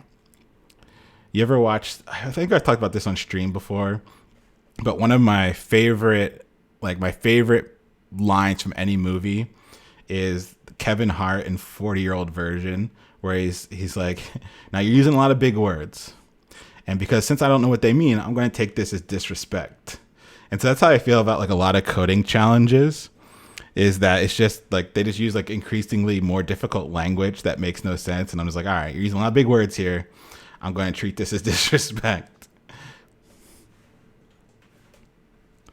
All right. I'll put it in chat. Create a function, takes in 3 numbers, adds the first 2, and returns the remainder of dividing those first 2 by the division of the third. So let's go ahead and do that. Let's create a function, add 2, and divide. That kind of describes it. And then we're going to return, and remember we got to put in the parameters here. So n1, n2, and n3. And we're going to return, I'm going to use parentheses here just because Pemdas, but we probably don't need it. I'm just going to, just to make myself feel better, n1. Oh, we're adding. Oh, no, we are adding, so we would need to. So n1 plus n2 divided by n3. Pemdas is, what is it called, an acronym for the order of operations. Different countries use different things. Like some countries it's called Pemdas, but it's just kind of the order in which operations occur when you're doing math. In the US, we do please excuse my dear Aunt Sally to remember these, which is parentheses, exponents, multiplication, division, addition, and then subtraction. Like those are like the order.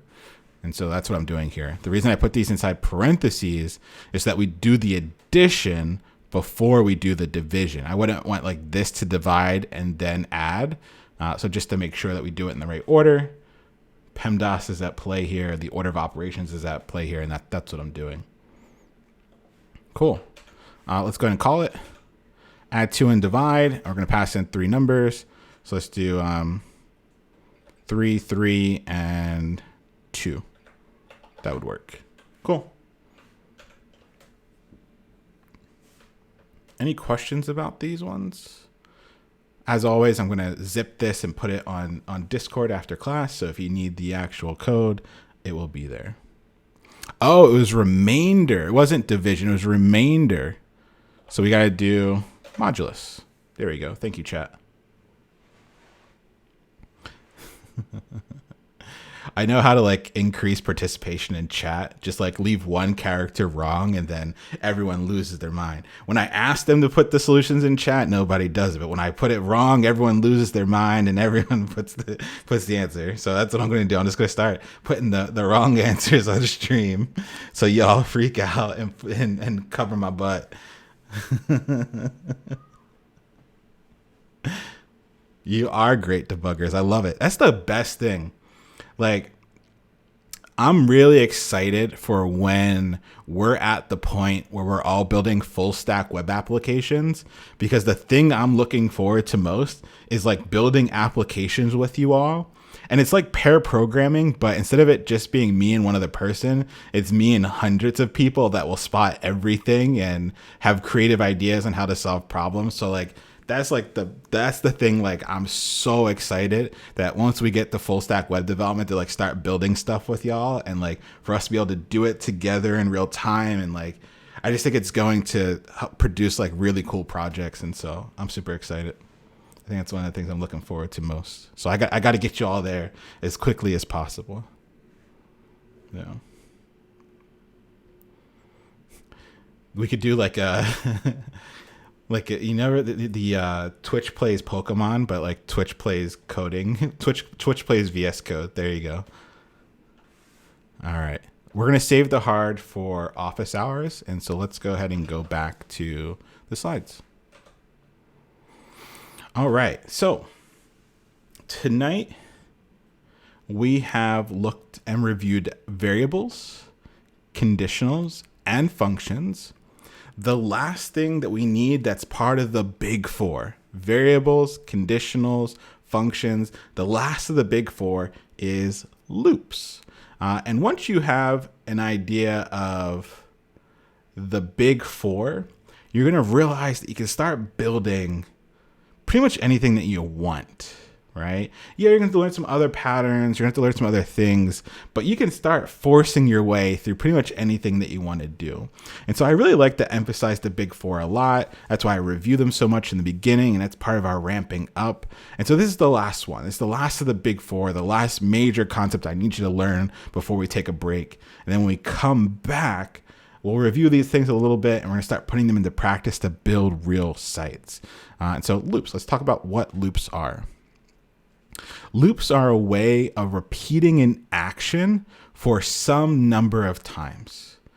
In JavaScript, there are three main types of loops. There are others, but there are three main: for, while, and do while. And the only major difference between the different types of loops is that they each just have a different way of determining when you start and end the loop. Okay, that's kind of the only big differences between them. And so tonight we're going to look at for and we're going to look at while. As always, when we first introduce a concept, don't kind of get yourself into a spot where you feel like you have to understand everything about it. You have to understand all the syntax. That's not where we're at. It's the first time really kind of taking an honest look at loops. So let the loopiness wave over you. Start trying to see the patterns, have real-time math floating around you. But the idea here is not that you're going to walk away a loop expert. It's that you're going to let it absorb. You're going to get it reinforced on Saturday, and then it's going to be reinforced in the reading and the stuff I asked you to do during break. So let's kind of see it, take it for what it is, but don't beat yourself up if it doesn't click entirely. All right. Let's get loopy. There you go. So here is the actual breakdown of the first loop we're going to talk about, which is a for loop. A for loop has a very kind of common syntax to other things that we've seen. We have our keyword for, we have our parentheses that open and close, and then we have curly braces for us to do stuff. And the idea is that we want to be able to do this stuff inside of these curly braces multiple times. Like we want to be able to do them repeatedly. We want to loop through it and do it multiple times.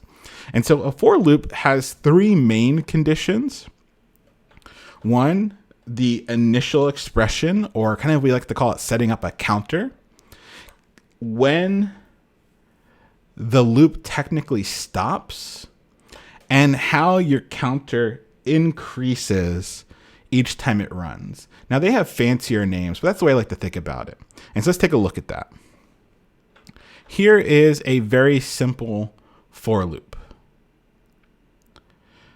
We have a counter that we set up called I. It's just a variable that we're using to keep count. You typically see I, which is short for increment, right? Because back in the day when we didn't have a lot of space, We didn't type out the full variable name because that would take too much time.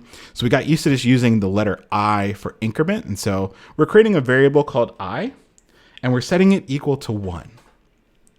Then what we're saying is, all right, while I is less than 5, go ahead and run or do the stuff that's inside of these curly braces.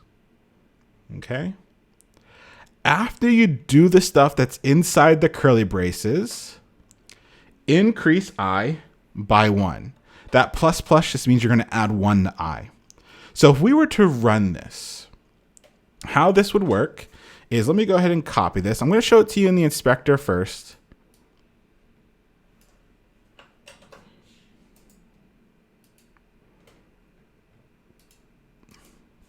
Let me paste this. I'm going to hit enter.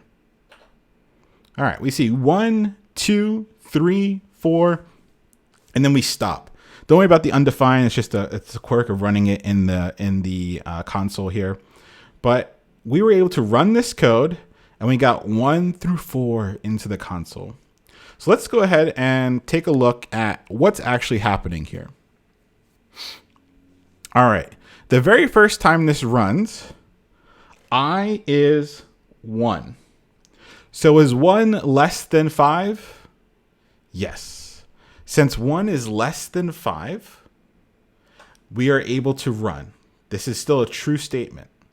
We're then going to go ahead and console log 1. So 1's going to get console logged. 1 got console logged. Great.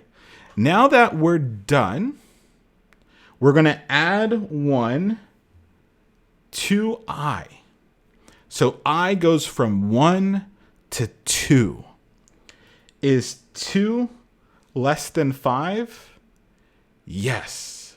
So since that is still true, the loop still runs. And now we're going to console log 2, and we'll see 2 in the console.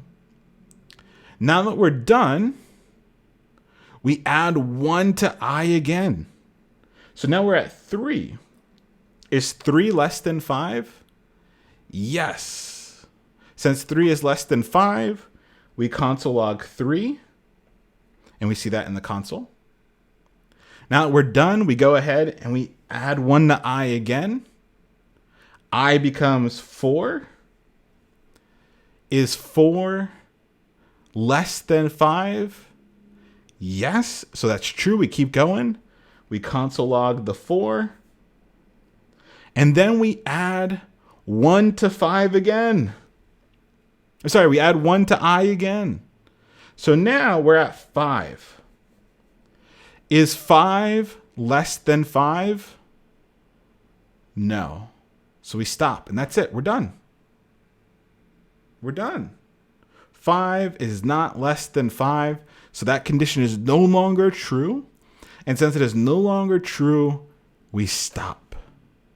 Okay. Now, there's something that I like to do because I'm a little bit of a jerk every once in a while. I don't think I'm a jerk. I think it's a very reinforcing learning life lesson that you never forget. With my students that I meet with in meet space, face to face, what I normally do is I tweak this so that this condition is never false. It will always be true. I tweak it so that that thing will always be true. If the thing I just circled, hey, Nurkler, thank you for the gifted sub.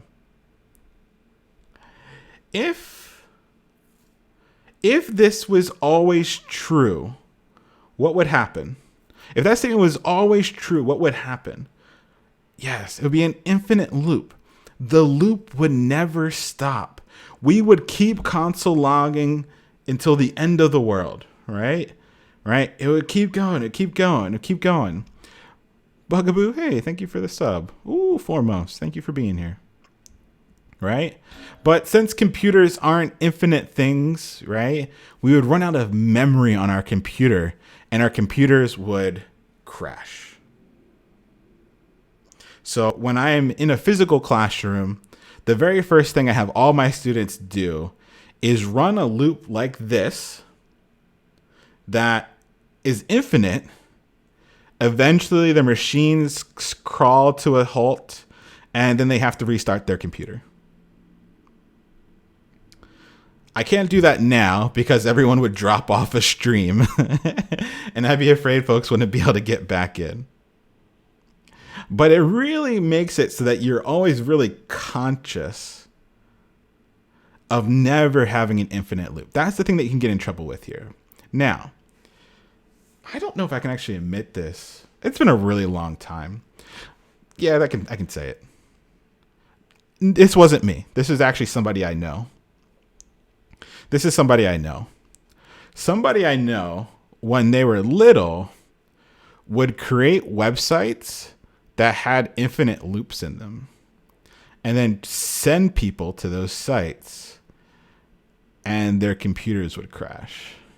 Back in the day. Somebody I know. I don't know who that was. Not me. BB Tone with the posture check. Thank you. I was kind of hurting a little bit over here. Thank you for the posture check. Ooh. All right. There we go. Thank you for the posture check. Ooh, BB Tone. Thank you. All right. I'm good. So they would send people to sites that had infinite loops. Computers would crash.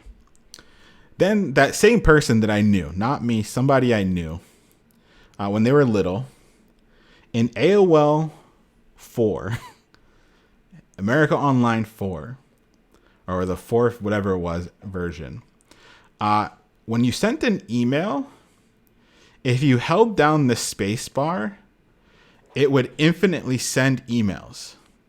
And so this person I knew would send an email to one of their friends, put a book on the space bar, and then go to school, come home, and then take the book off. And so that would be millions of emails that would just flood into that person's inbox. And there wasn't like a really easy way to like delete them all. So they would have to call AOL and get them to delete these emails. And then eventually they got banned. And I remember the year they got banned because they had to add the number 2000 to their name.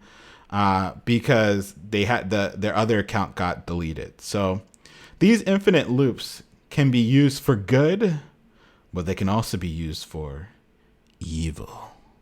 And so it's up to you as newly knighted developers of the web to be careful, to never introduce infinite loops, because it can hurt you and your users. And it's something that's often going to come up when you're dealing with loops in your code. So if you're feeling evil over the weekend, try creating an infinite loop, but don't share it.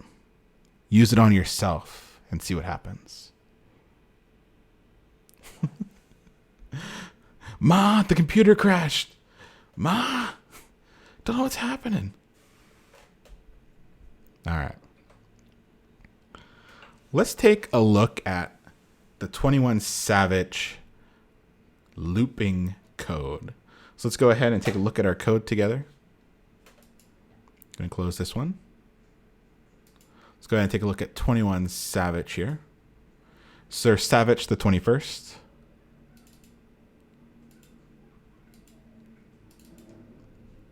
All right. Create a function that has a loop that prints 21 times to the console, and then call that function. So create a function that's a loop in it, and that loop should print 21 times to the console, and then call that function 21. Now, bonus is if you can make it print 21 times to the DOM. Okay, we're gonna put 5 minutes on the clock here. You're definitely going to go look at the slides. 5 minutes on the clock here. Definitely want to look at the slides. If you've never used a loop before, don't stress. Look at the slide. Copy what you see. Try and recognize the patterns. All right. Take Koa said, use it on yourself. at your parents' computer when you're there for Christmas. I get the subtle hints. No. All right, here we go. 5 minutes on the clock. See if you can get this running. Put some tunes on for you.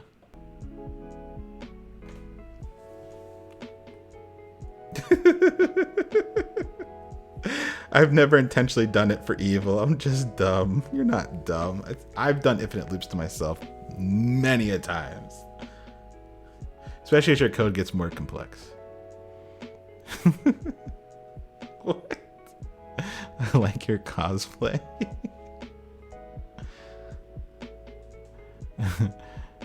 It deals like, you posted, I'm done. Done already. Trey Metal done already. Folks ain't playing games tonight. They're like, we got this. I have a Linux laptop just logged a really big number. I love it. Still counting. Ooh, these folks are getting done. Look at y'all. Well done, well done.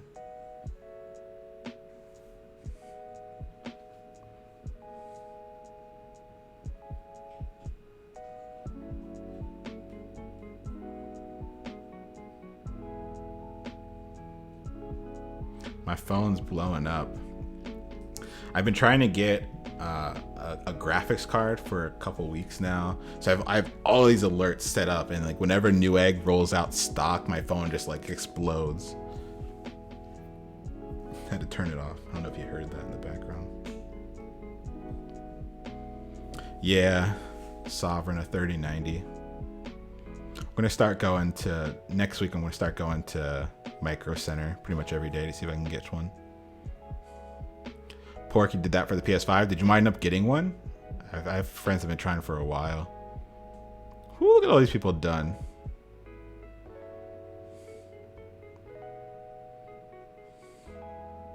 What CPU are you running? I have a Threadripper 60, the 3960. Yeah. Yeah, Nurkler. It's one of my favorite places.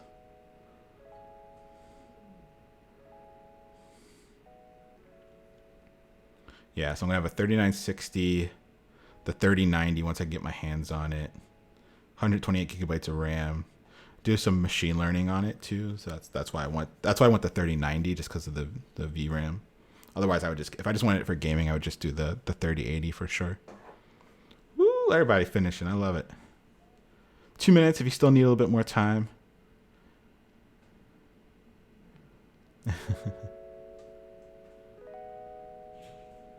All right, folks, you got this. Make it look pretty. If you finish and you're just chilling, make it look good. Make it look good.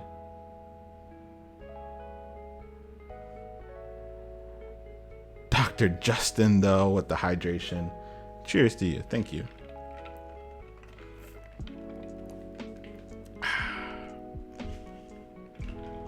Sergio, I like that. Yeah, that's a pretty good idea. I like that. Mm-hmm. Trey Metal finished the bonus too. Love it. Done, but soon to find out if done correctly. Yeah, if it works, it works, right? If it works, you did it correctly.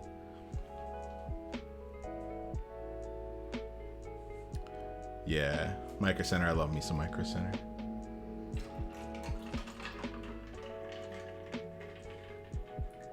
Topping off my Gatorade.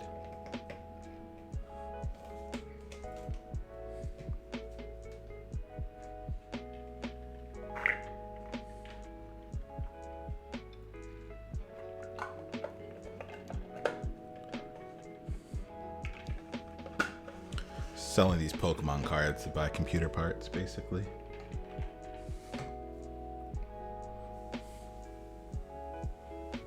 Yeah, Sovereign, that's what I've been looking at. There have been like a lot of bundles that people have been putting up. That's what I've been trying to keep my eye on too. The pre-builts too, yeah, I'll keep an eye. It's smart. All right, 20 seconds left and we're gonna go over this together. We'll look at one more thing and then we'll take a break.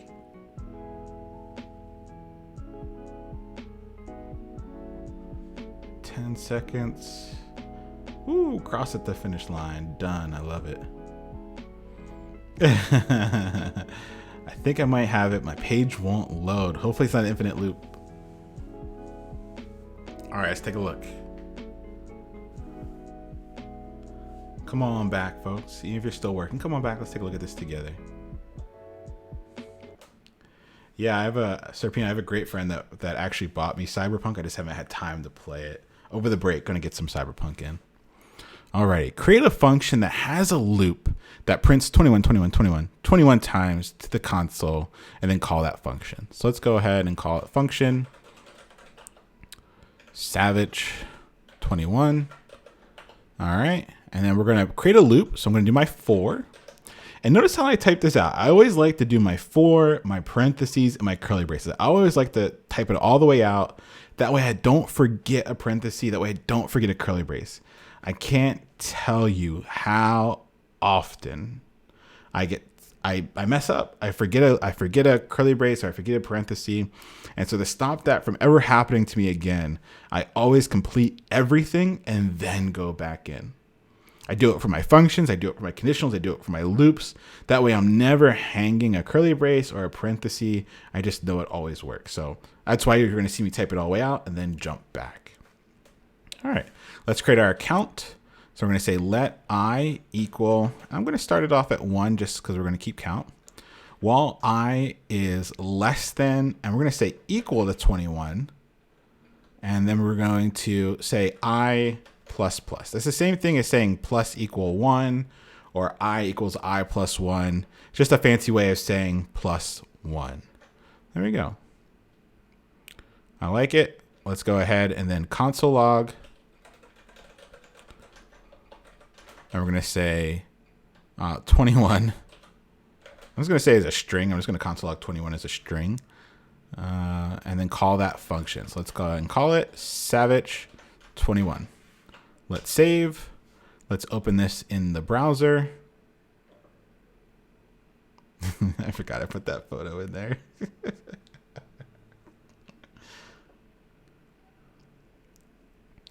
Let's go ahead and inspect. All right, so we can see that the lovely thing that the Chrome and DevTools now tells us is that 21 ran 21 times. That's cool. It just shows you the number now. All right. Why not do I equals 0 and then less than 21? I think that's totally fair. I did 1 because I'm counting, and since I'm counting at 1, I started with 1. A lot of folks do start, because when we get to things like arrays and other fun stuff, and a lot of programmers start counting at 0, and we're going to see that in the future. So you could do this as well. Just gonna give myself room here, where you're saying we're starting at 0, and while we're less than 21, you couldn't say equal because we start at 0. If we did less than or equal to, it would run 22 times. So it's another way to do it. You save a character for sure. It's up to you. Let's go ahead and run it just to show that it's still the same thing. There you go, still 21 times. Cool. And then there was a challenge here though. Bonus, can you make it print 21 times to the DOM? How did y'all get it printing to the DOM? Did anyone get the hard and able to get it to the DOM? Let's look at what we have in the DOM here. We have Savage says. Yeah. So we can do our document dot query selector. And we can do our Savage says. It was the ID. There we go. And then we're going to do inner text. And instead of doing equal, so it constantly replaces, we can do plus equal. And then we're going to put 21. And notice how I put gaps on both sides of the 21. It's going to be important. Or we can just do that, right? That'll be the same thing. Let's go ahead and save this. Let's go back and run it. I'm going to close my console. Let me refresh here. There we go. We got 21, 21, 21, 21 printing to the DOM here. You go ahead and put a space. We run it again. There we go. Now we got our spaces showing up. Because remember, if it's a string, you need the space to show up. And there we go. And so the big thing here was that plus equals. If you just did equals, it'll just constantly overwrite it, right? It'll just constantly overwrite it. But with the plus equals, it's going to keep concatenating it. Keep concatenating it. Count the shells. Count the shells said I can hear this image. I can hear the image too. I did not know that. Today I learned. I love it. We're out here learning, folks. So the conditional, the loop here was the same, right? There is also an append. When we come back from break subtoast, I'm going to do a lot more with append and these methods that are built in. We'll get there.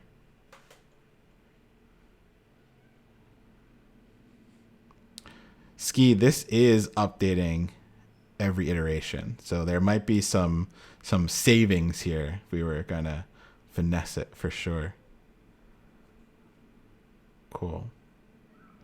All right. So we still have the basics of the for loop, right? We still have the basics of the for loop. We set up our count. We have our condition to end, and then we have our increment. Those are the three key pieces you're going to see with every for loop. Cool. Let's go back. Let's keep moving. We also have another type of loop called a while loop. And so you can use either for a lot of the same things. A while loop is great for when you have kind of an undetermined end condition. So don't worry about that for right now. Just know that there's a different way of doing a loop. And the while loop's a little bit different because look how I am declaring my counter outside. And then I am saying, all right, if count is less than 5, keep going, keep going, keep going. And notice what I'm doing inside of my while loop is that I am updating the count. And so we're going to see while loops a lot more when we come back from break.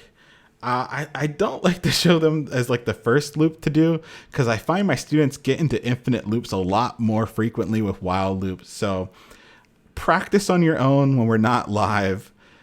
Try doing the two loops that we just did. Try doing the original example and then try doing the 21 Savage but with a while loop using this syntax.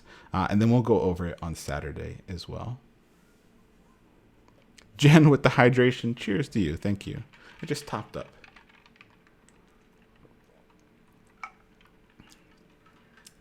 Do I go over big O notation? Absolutely. We're not there yet, but we'll be getting there. All right. We have another code along. Let's go ahead and open this up. Stop late night snacking. Let's take a look at this. So I'm going to go ahead and open up the stop late night snacking. All right. Create a function that grabs the number of snacks from the input and tells you to stop that many times.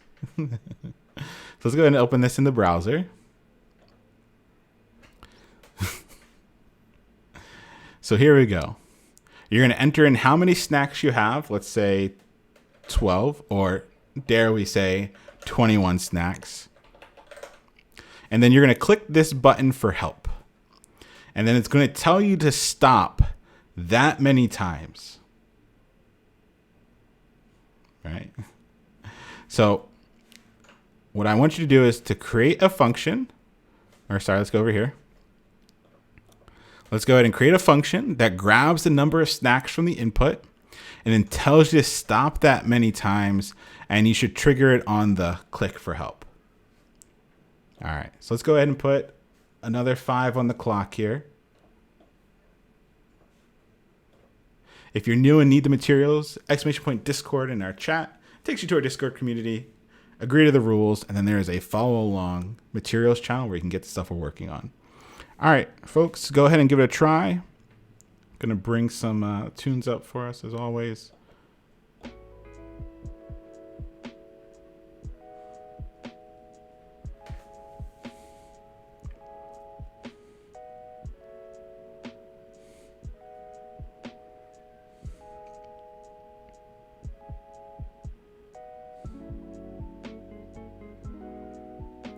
Ski with the great definition between the for and the while, of course. Jimmy, I would use a for here. Or it could be a while. Let's see. Create a function that grabs the number of stacks from the input and tells you to stop that many times. You could do either. Maybe practice the for first and then try with a while if you finish. But this one will be a for me.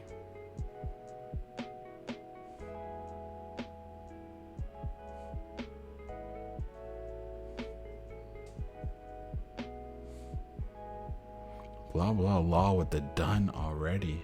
Nice.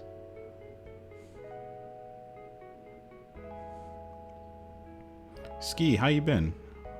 How's life? Glad to see you in chat.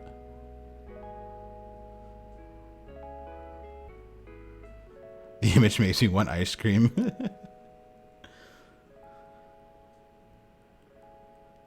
Dragon Knight done. Love it.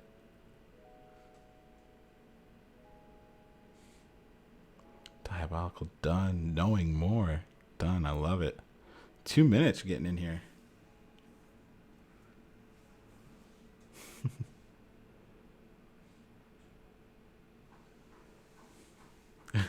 Don't worry, follow along. Brain hurt. Yeah, don't worry, we're in here.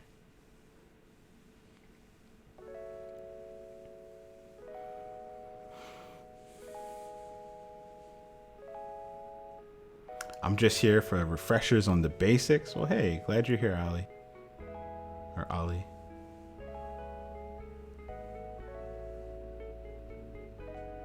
Good, just dropping by whenever. Yeah, I'm doing well. Excited to see you. Wolfpack done. I love it. 4 sharks done. Yeah, I'm a wait. I get it. Ah, Allison. Oh, there you go. I see it. Glad to have you, Allison.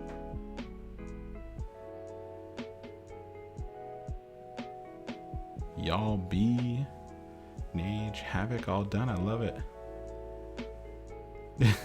Knox. 2 minutes left, folks. 2 minutes left. And then we're going to go over it together. 2 minutes, and we're going to go over it together.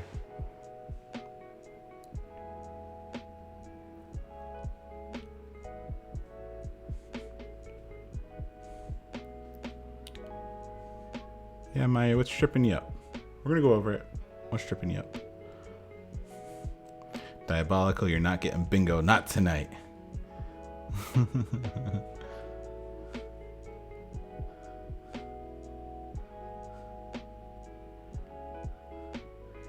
I still want to call. I know it's cheese, please, but I still have it in my head. Chaz, please. I've been saying that for months. I'm so sorry. Soto's done. Nice. Catch, you hit an infinite loop. No.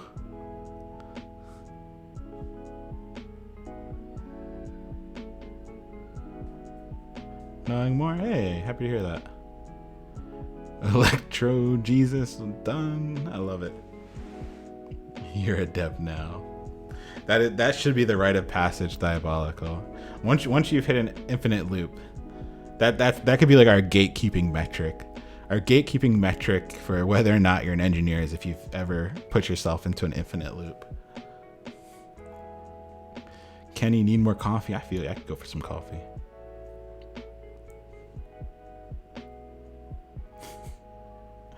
When people ask these, if somebody asks like a question, I'm never really sure if you're like actually honest in asking that question or if you're just trying to get me to give you a bingo answer. Dr. Justin, that's what I'm sure. I think you're just leading me to bingo.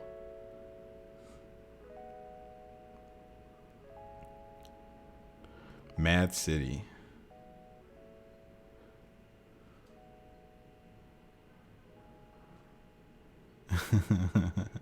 Alrighty, folks. Come on back. Come on back.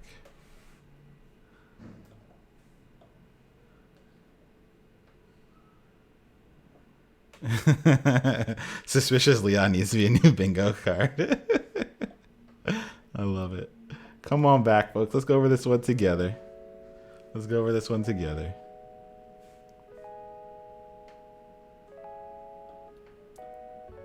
Alrighty. Create a function that grabs the number of stacks from an input and tells you to stop that many times. But we also I want it to work when we click on click for help. So if we're looking in the DOM here, well, looking at our HTML, we're going to see an ID of help and an ID of stops, which is what we're going to need. There's no ID on the input. That's okay. There's only one. So let's go ahead. I want to create our Smurf first, our event listener. .query selector here.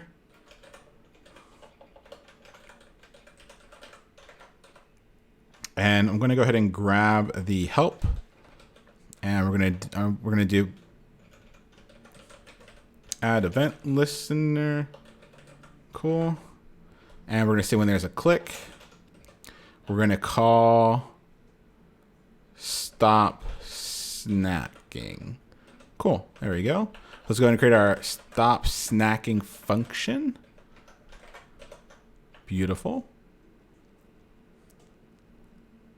And the first thing we're going to do is we're going to get the number of snacks from the input. So let's go ahead and say let num of snacks equal document.query selector.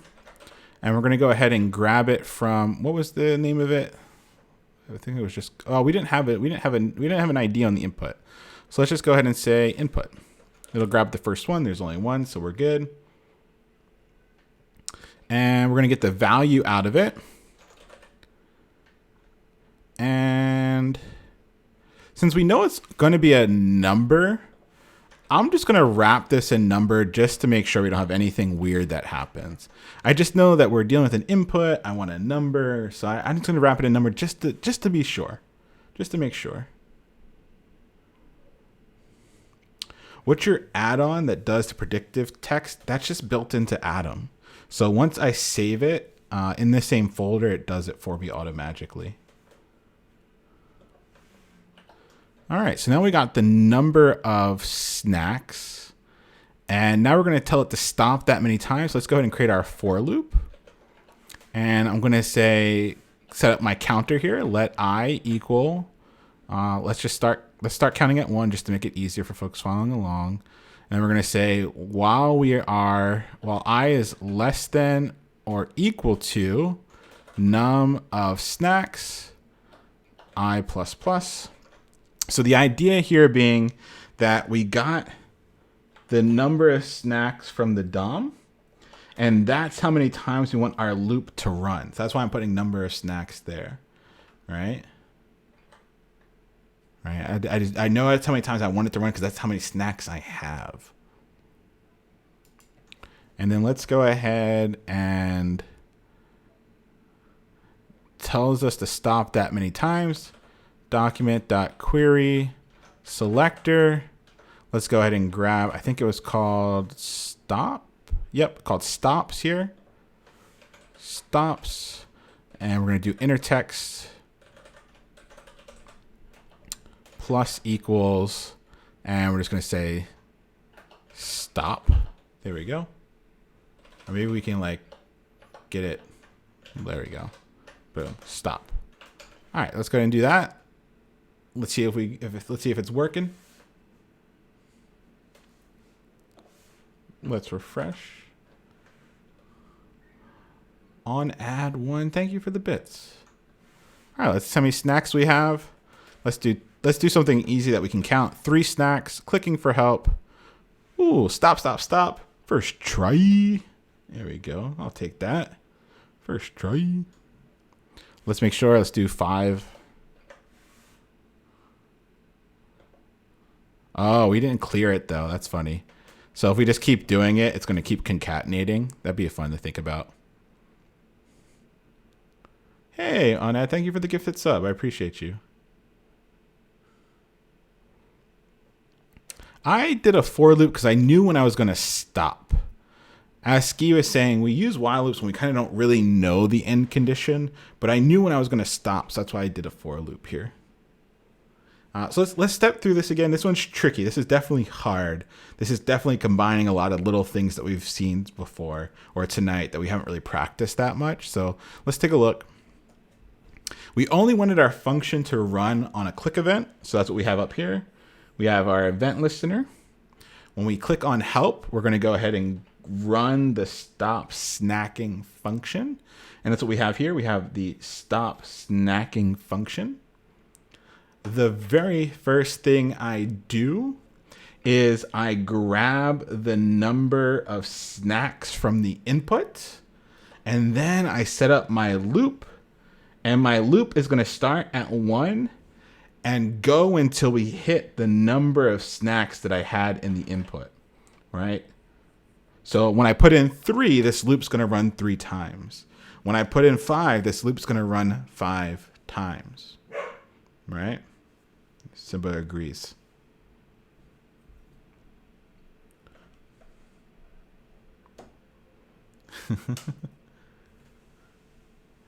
Why can't you declare number of snacks outside of the loop? I did. So number of snacks is declared outside of the loop.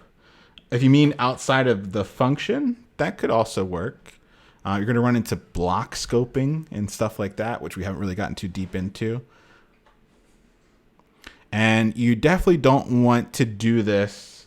Like, you don't want to do this grabbing the value outside of the function, because if you do, there's a chance that somebody like enters it, like you like there's a chance that somebody could like click before it gets entered. And so I like everything to be neat inside the function. That way I know I'm not grabbing it as the page loads, right? Like I'm not grabbing an empty input.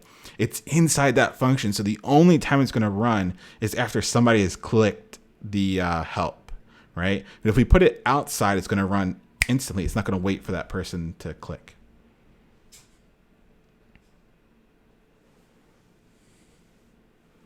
I'm tiptoeing around trying to make an infinite loop. Yes. How do we clear it so it doesn't concatenate like this? That's actually an interesting problem. Let's go ahead and do this. Let's go ahead and do document.querySelector, and let's select stops, and let's do .intertext and set it equal to empty quotes. So let's try this now. So let's go ahead and refresh. Let's do 3. Now let's do 5. See how it didn't concatenate this time? And the reason why it didn't concatenate this time is because what I did is I grabbed the value out of the input, but before I did anything, I said, hey, the place where we've been putting the stops, delete them and just make it empty, right? Just make it empty. Just make nothing in there, and then do your loop. Right? Now, there are tons of other ways to do this, yes, but I wanted to keep using the same inner text that we used before. Yeah, so I just emptied it first, and then I did my loop. Boom. All right. Let's keep going here, folks. Snack time. All right, so we have 2 final challenges, and then we're going to end it for the evening. So first challenge is bring it on. Your wife brought you cookies. That's amazing, Brian. I go for some cookies right now.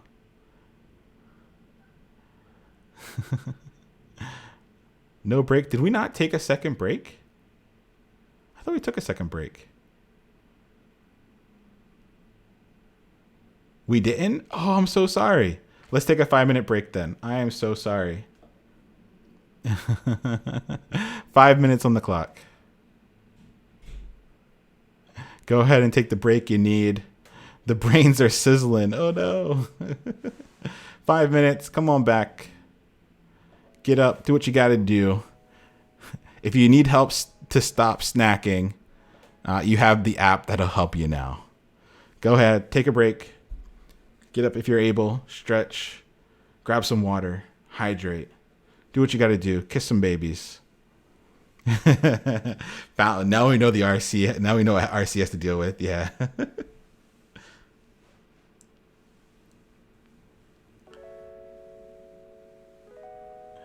I can just ignore the app. Fatal flaw. We need to like set it up to like an auto timer that like locks your cabinets. That's actually not a bad like project idea. A stop snacking timer that locks you out of your snacks. The final tier. Man, I'm hungry. Just let me log onto my computer real quick here.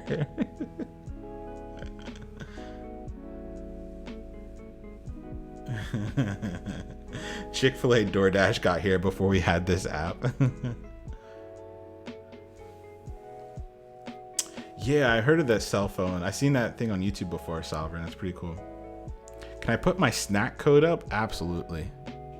Here's my snack code.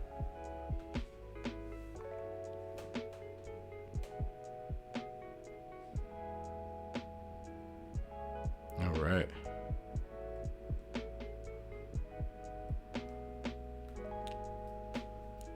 Enjoy your break, folks. Do what you gotta do.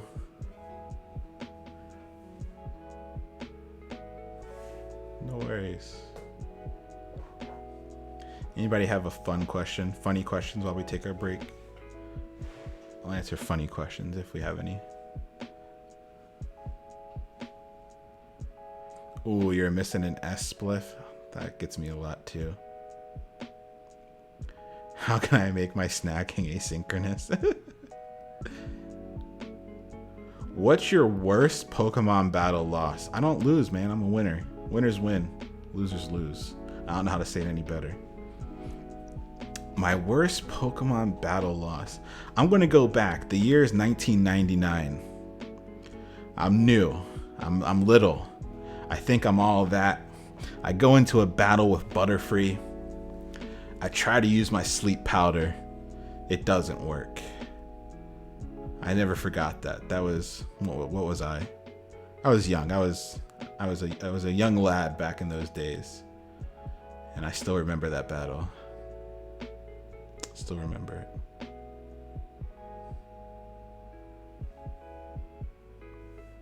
Yeah, I was at the, just so y'all, I was at the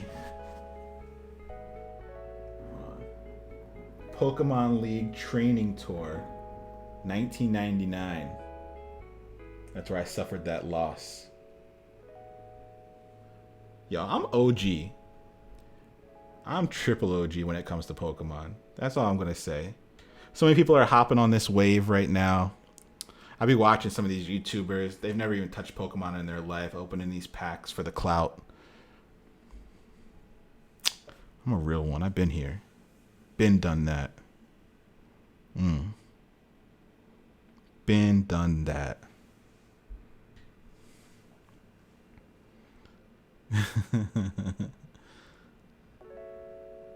You selling them cards? Yeah, I'm selling those cards. You bet your bottom dollar I'm selling my card. I'm paying rent with these cards. I've sat on these cards for years. These prices are ludicrous. They're wild. They're out of here. I'm hopping on that train. They all got to go. The only problem is like listing them all takes a pain in the butt. So I'm definitely probably going to take a small loss on what I could have gotten to sell them in bulk.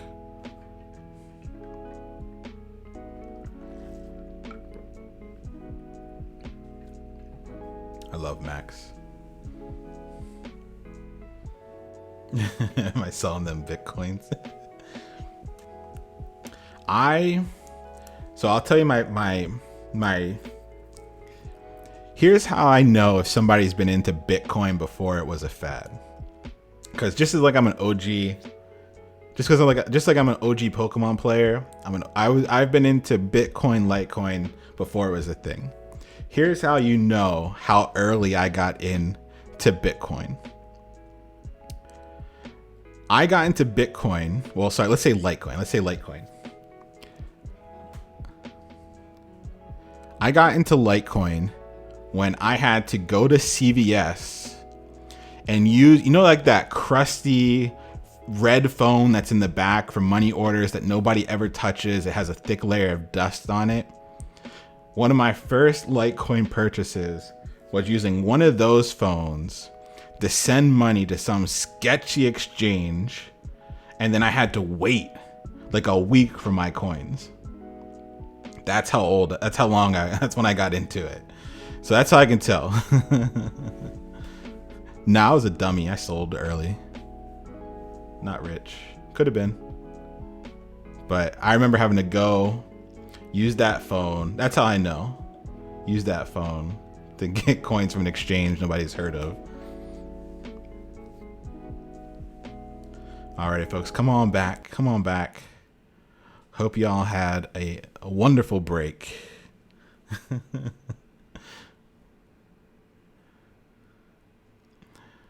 Yeah, I feel bad for that person that spent what was it, 10,000 Bitcoins on a piece of pizza. I always thought that was pretty funny. All right. Let's go ahead, and we have 2 last challenges, and then we're going to call it for the evening. So we have the Bring It On challenge. So let's go ahead and open that up. So if we go here to the starter code, Bring It On. And here in the Bring It On, there is a variable challenge, function challenge, conditional challenge, and a loop challenge. It's all here, folks. It's all here. So we're going to go ahead and we're going to put 7 minutes on the clock. 7 minutes on the clock here.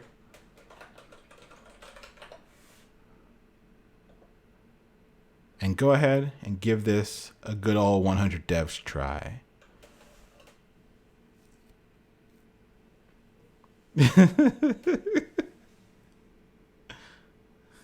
Spliff had that ready. Spliff was ready.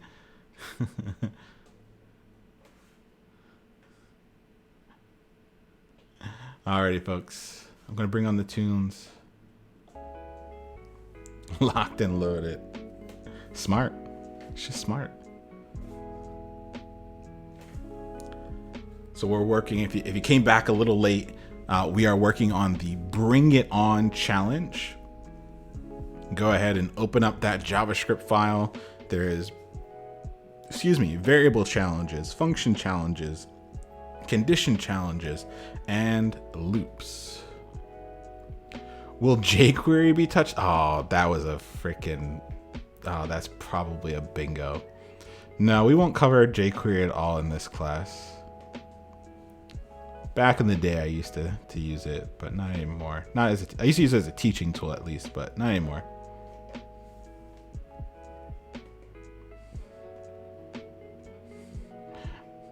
Brain's still on fire. It's all right. We introduced some new stuff today. We had some pretty tough challenges today too. So kudos to you for putting in hard work at the end of a long day. I respect the hell out of that. If your brain's on fire and you're still hanging in there, you haven't quit, you haven't given up, you got my respect.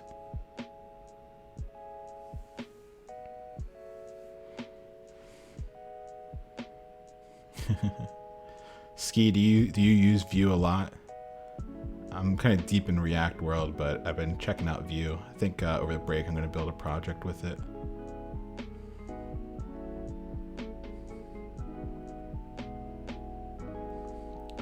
Ooh, 5 minutes, folks. You got this. Dig deep. McJoster, we're working on the Bring It On challenge. Bring It On challenge.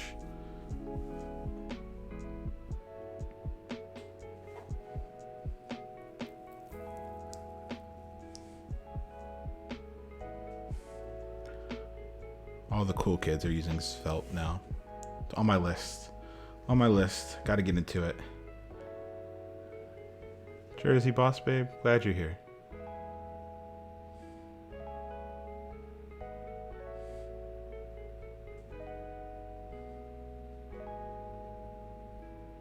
Word ski, yeah. Is React killing Angular? I think Angular killed Angular. The thing about Angular is it's still pretty heavily used. But if you look at any of like and these are always misleading, but if you ever look at like the usage charts, it's definitely trending down and React is trending up. Use that as you will to make your decisions. But all of these are just tools, right? And you use certain tools for different jobs. And if you think one tool is better than the other, you use it. It's not that maybe one's better than the other. It's just, is it the right tool for the job?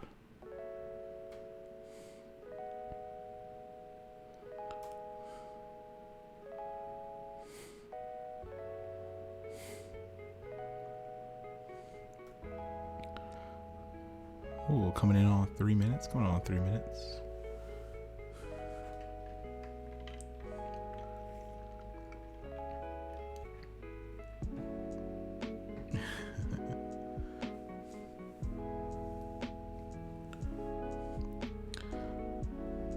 Kev, glad you're here.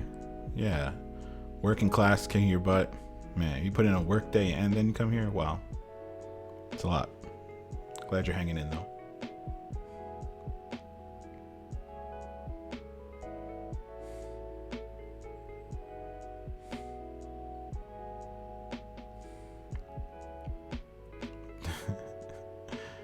Cheese, please. You're done. Wolfpack, you're done. Nice. Mine, you're done.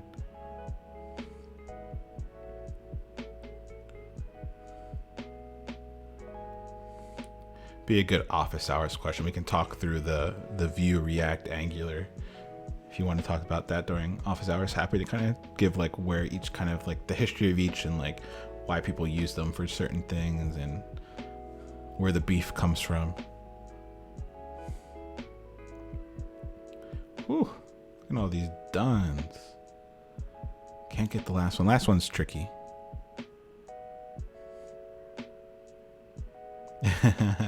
Last one on first try. Awesome.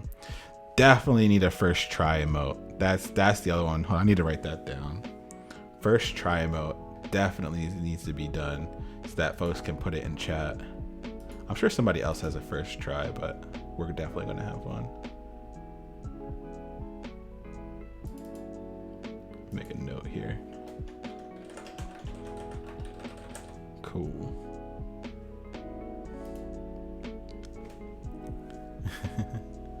And pickle perfect.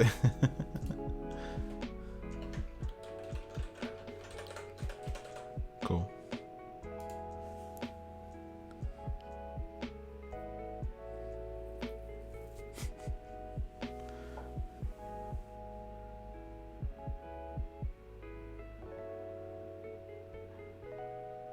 Got them all except for the loop. Cool. No worries. Let's get on in here. Yep. If you need the materials that we're working for, !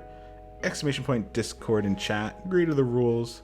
And then I'll take you to, there's a follow along materials channel where you can grab all the zip files for today and all the code that we're using.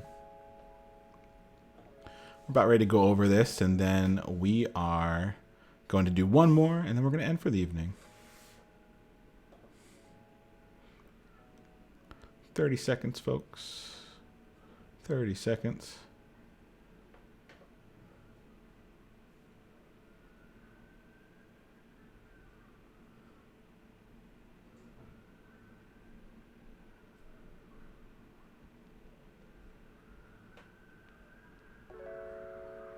All right. The Dunzo's coming in. Knox with the hydration. Cheers to you. Thank you for the hydration.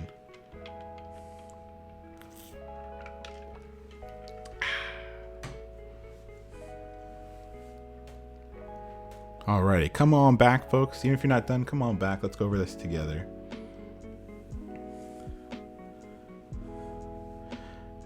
Why doesn't console log looped log statements X times? In the newer Chrome, they just put a number of how many times it's shown up in the console instead of actually showing it. So how can I hack NASA? Well, NASA has a really wonderful API that we'll be using. And so you can definitely use NASA's API to get a lot of really cool data. All right, let's take a look at this together, folks. I'm going to kind of power through this one a little bit. We're not going to run them. We're just going to go through them together. Create a variable and console log the value. Let num equal 5. And then we're going to log it. Num. Nice. Create a variable, add 10 to it, alert the value. Let other num equal 20. And we're going to add 10 to it. Other num plus equals 10. Remember, we could also do other num equals other num plus 10. Same thing. And then alert other num. Cool. Create a function that subtracts 4 numbers and alerts the difference. All right. Function sub4 alert. Cool. We know we're going to have 4 numbers in here, so I'm just going to do n1, n2, n3, n4 for numbers 1, 2, and 3, and 4.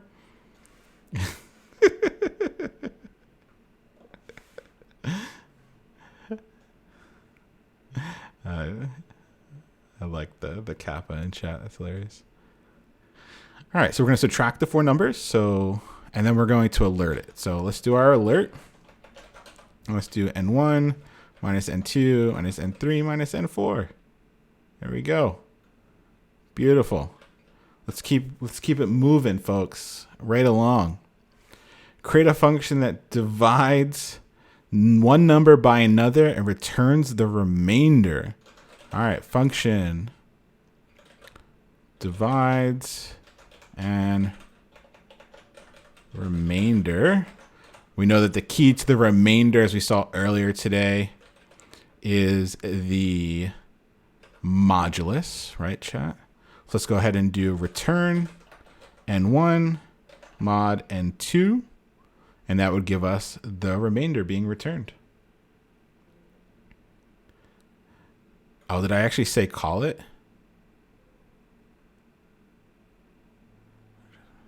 I didn't say call it anywhere here. I'm not calling any of them. We're just going fast. We're just going fast. Unless it tells me to call, I'm not going to call it. We're just going to we're jamming through. I thought I had said like call it out. That I was like, let's keep going. Create a function that adds 2 numbers, and if the sum is greater than 50, alert Jumanji. All right, so function sum greater Jumanji. Cool. We're going to add 2 numbers, so we'll do num1 and num2.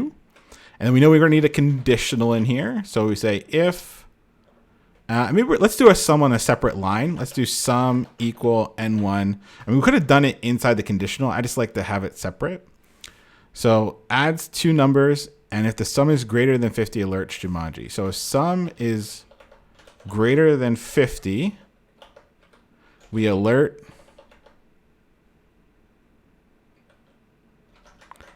Jumanji.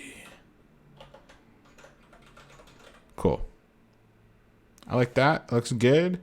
We have a sum. The sum is greater than 50. We alert Jumanji. I love it. Create a function that multiplies 3 numbers, and if the product is divisible by 3, alert zebra. Oh boy. Let's get into this. Function multi and divise by 3, alert zebra. Yeah, this is kind of for funsies, but let's go ahead and make sure we know we're taking in 3 numbers. So let's give our 3 parameters, n1, n2, and 3. And then what we're going to do is we're going to get the product. So let's do let product. And we're going to say let product equal n1 times n2 times n3. All right. And then what we're going to do is we're going to do an if. And chat, how can we tell if something is divisible by 3? Chat, how can I tell if something is divisible by 3? How could I do that? Something is divisible by 3. How could I do that? Yeah, we can use that modulus we've been seeing for a while. Cool.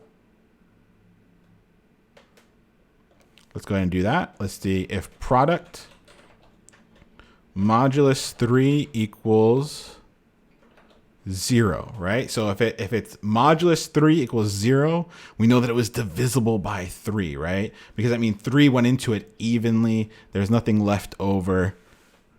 Cool. So if the product is divisible by 3, we alert zebra, all caps. Cool. All right, last one. Create a function that takes in a word and a number. Console log the word x times where x was the number passed in. All right, so let's take a function here called log word x times. Cool. And so we're going to take in two parameters. One is a word and the other is a num. And then we're going to console log something repeatedly. All right. We're Allison Dirty Mind. that's OnlyFans content right there. Log word x times. We know we're going to do something over and over again. Chat. What are we going to use if we're going to do something over and over again? What are we going to use if we're going to do something over? Yeah, a loop. So let's go and set up our for loop. No, look what I do. I always set it up and then I go back. So I'm going to do my let I equal 1 while I is less than or equal to num, and then I plus. So we're going to start counting at 1, and we're going to go all the way up until the number that was passed. And we're going to console log it, and we're going to console log whatever word is. So the idea here is that what should happen is we should have a word that gets passed in and a number, and we should see this, because of the loop, get printed to the console that number of times. Let's go ahead and call this one just to make sure. Log word x times. Let's pass in word. Dominoes. And let's pass in 21. All right. Not confident. All right. I like it. Let's save. Let's go and open this in the browser. Oh, wrong browser. Wrong browser. Hold on. Let me click here. There we go. Let me open this in the browser. We got our pop-up. Bring it on. I love it. Let's look in our inspector. Let's go to our console. And we see Dominoes log 21 times to the DOM. First try. I love it.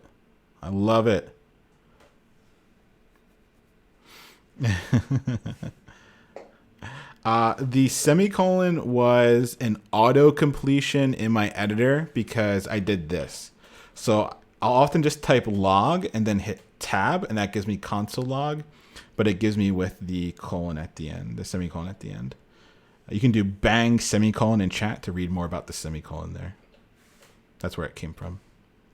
All right, that was a first try. I'll take that for sure. All right. This is good. I feel good with this one. This was great. We need a shortcuts class. Oh, I think I could do that. I think that'd be a good thing to talk through. All right, let me save this. So we have one more. We have one more challenge. We had the bring it on challenge, and now we have the bring it on again. But I want you to do this for homework. So I don't want to do it on stream. I want you to do it for homework, and then at the beginning of office hours, this is like one of the first things we'll do. So we're not going to do it on stream.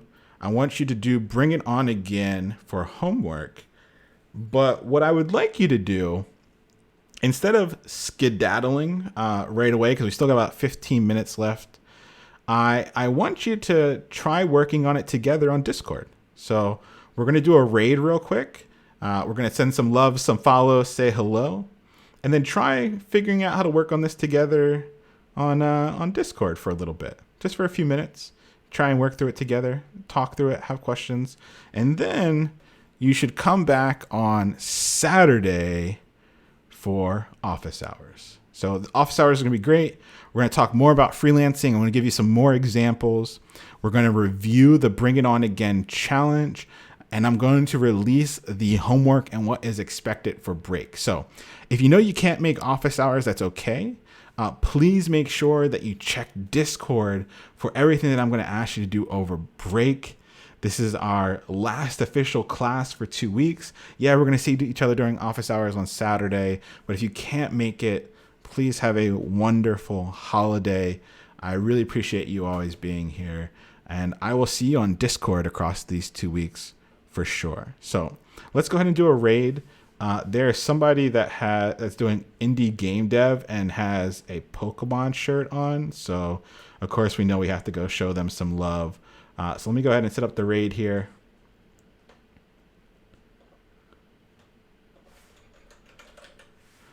Definitely head over, give them some love, give them some follows, and then maybe pop over on Discord and work on that Bring It On challenge, and then have a wonderful evening.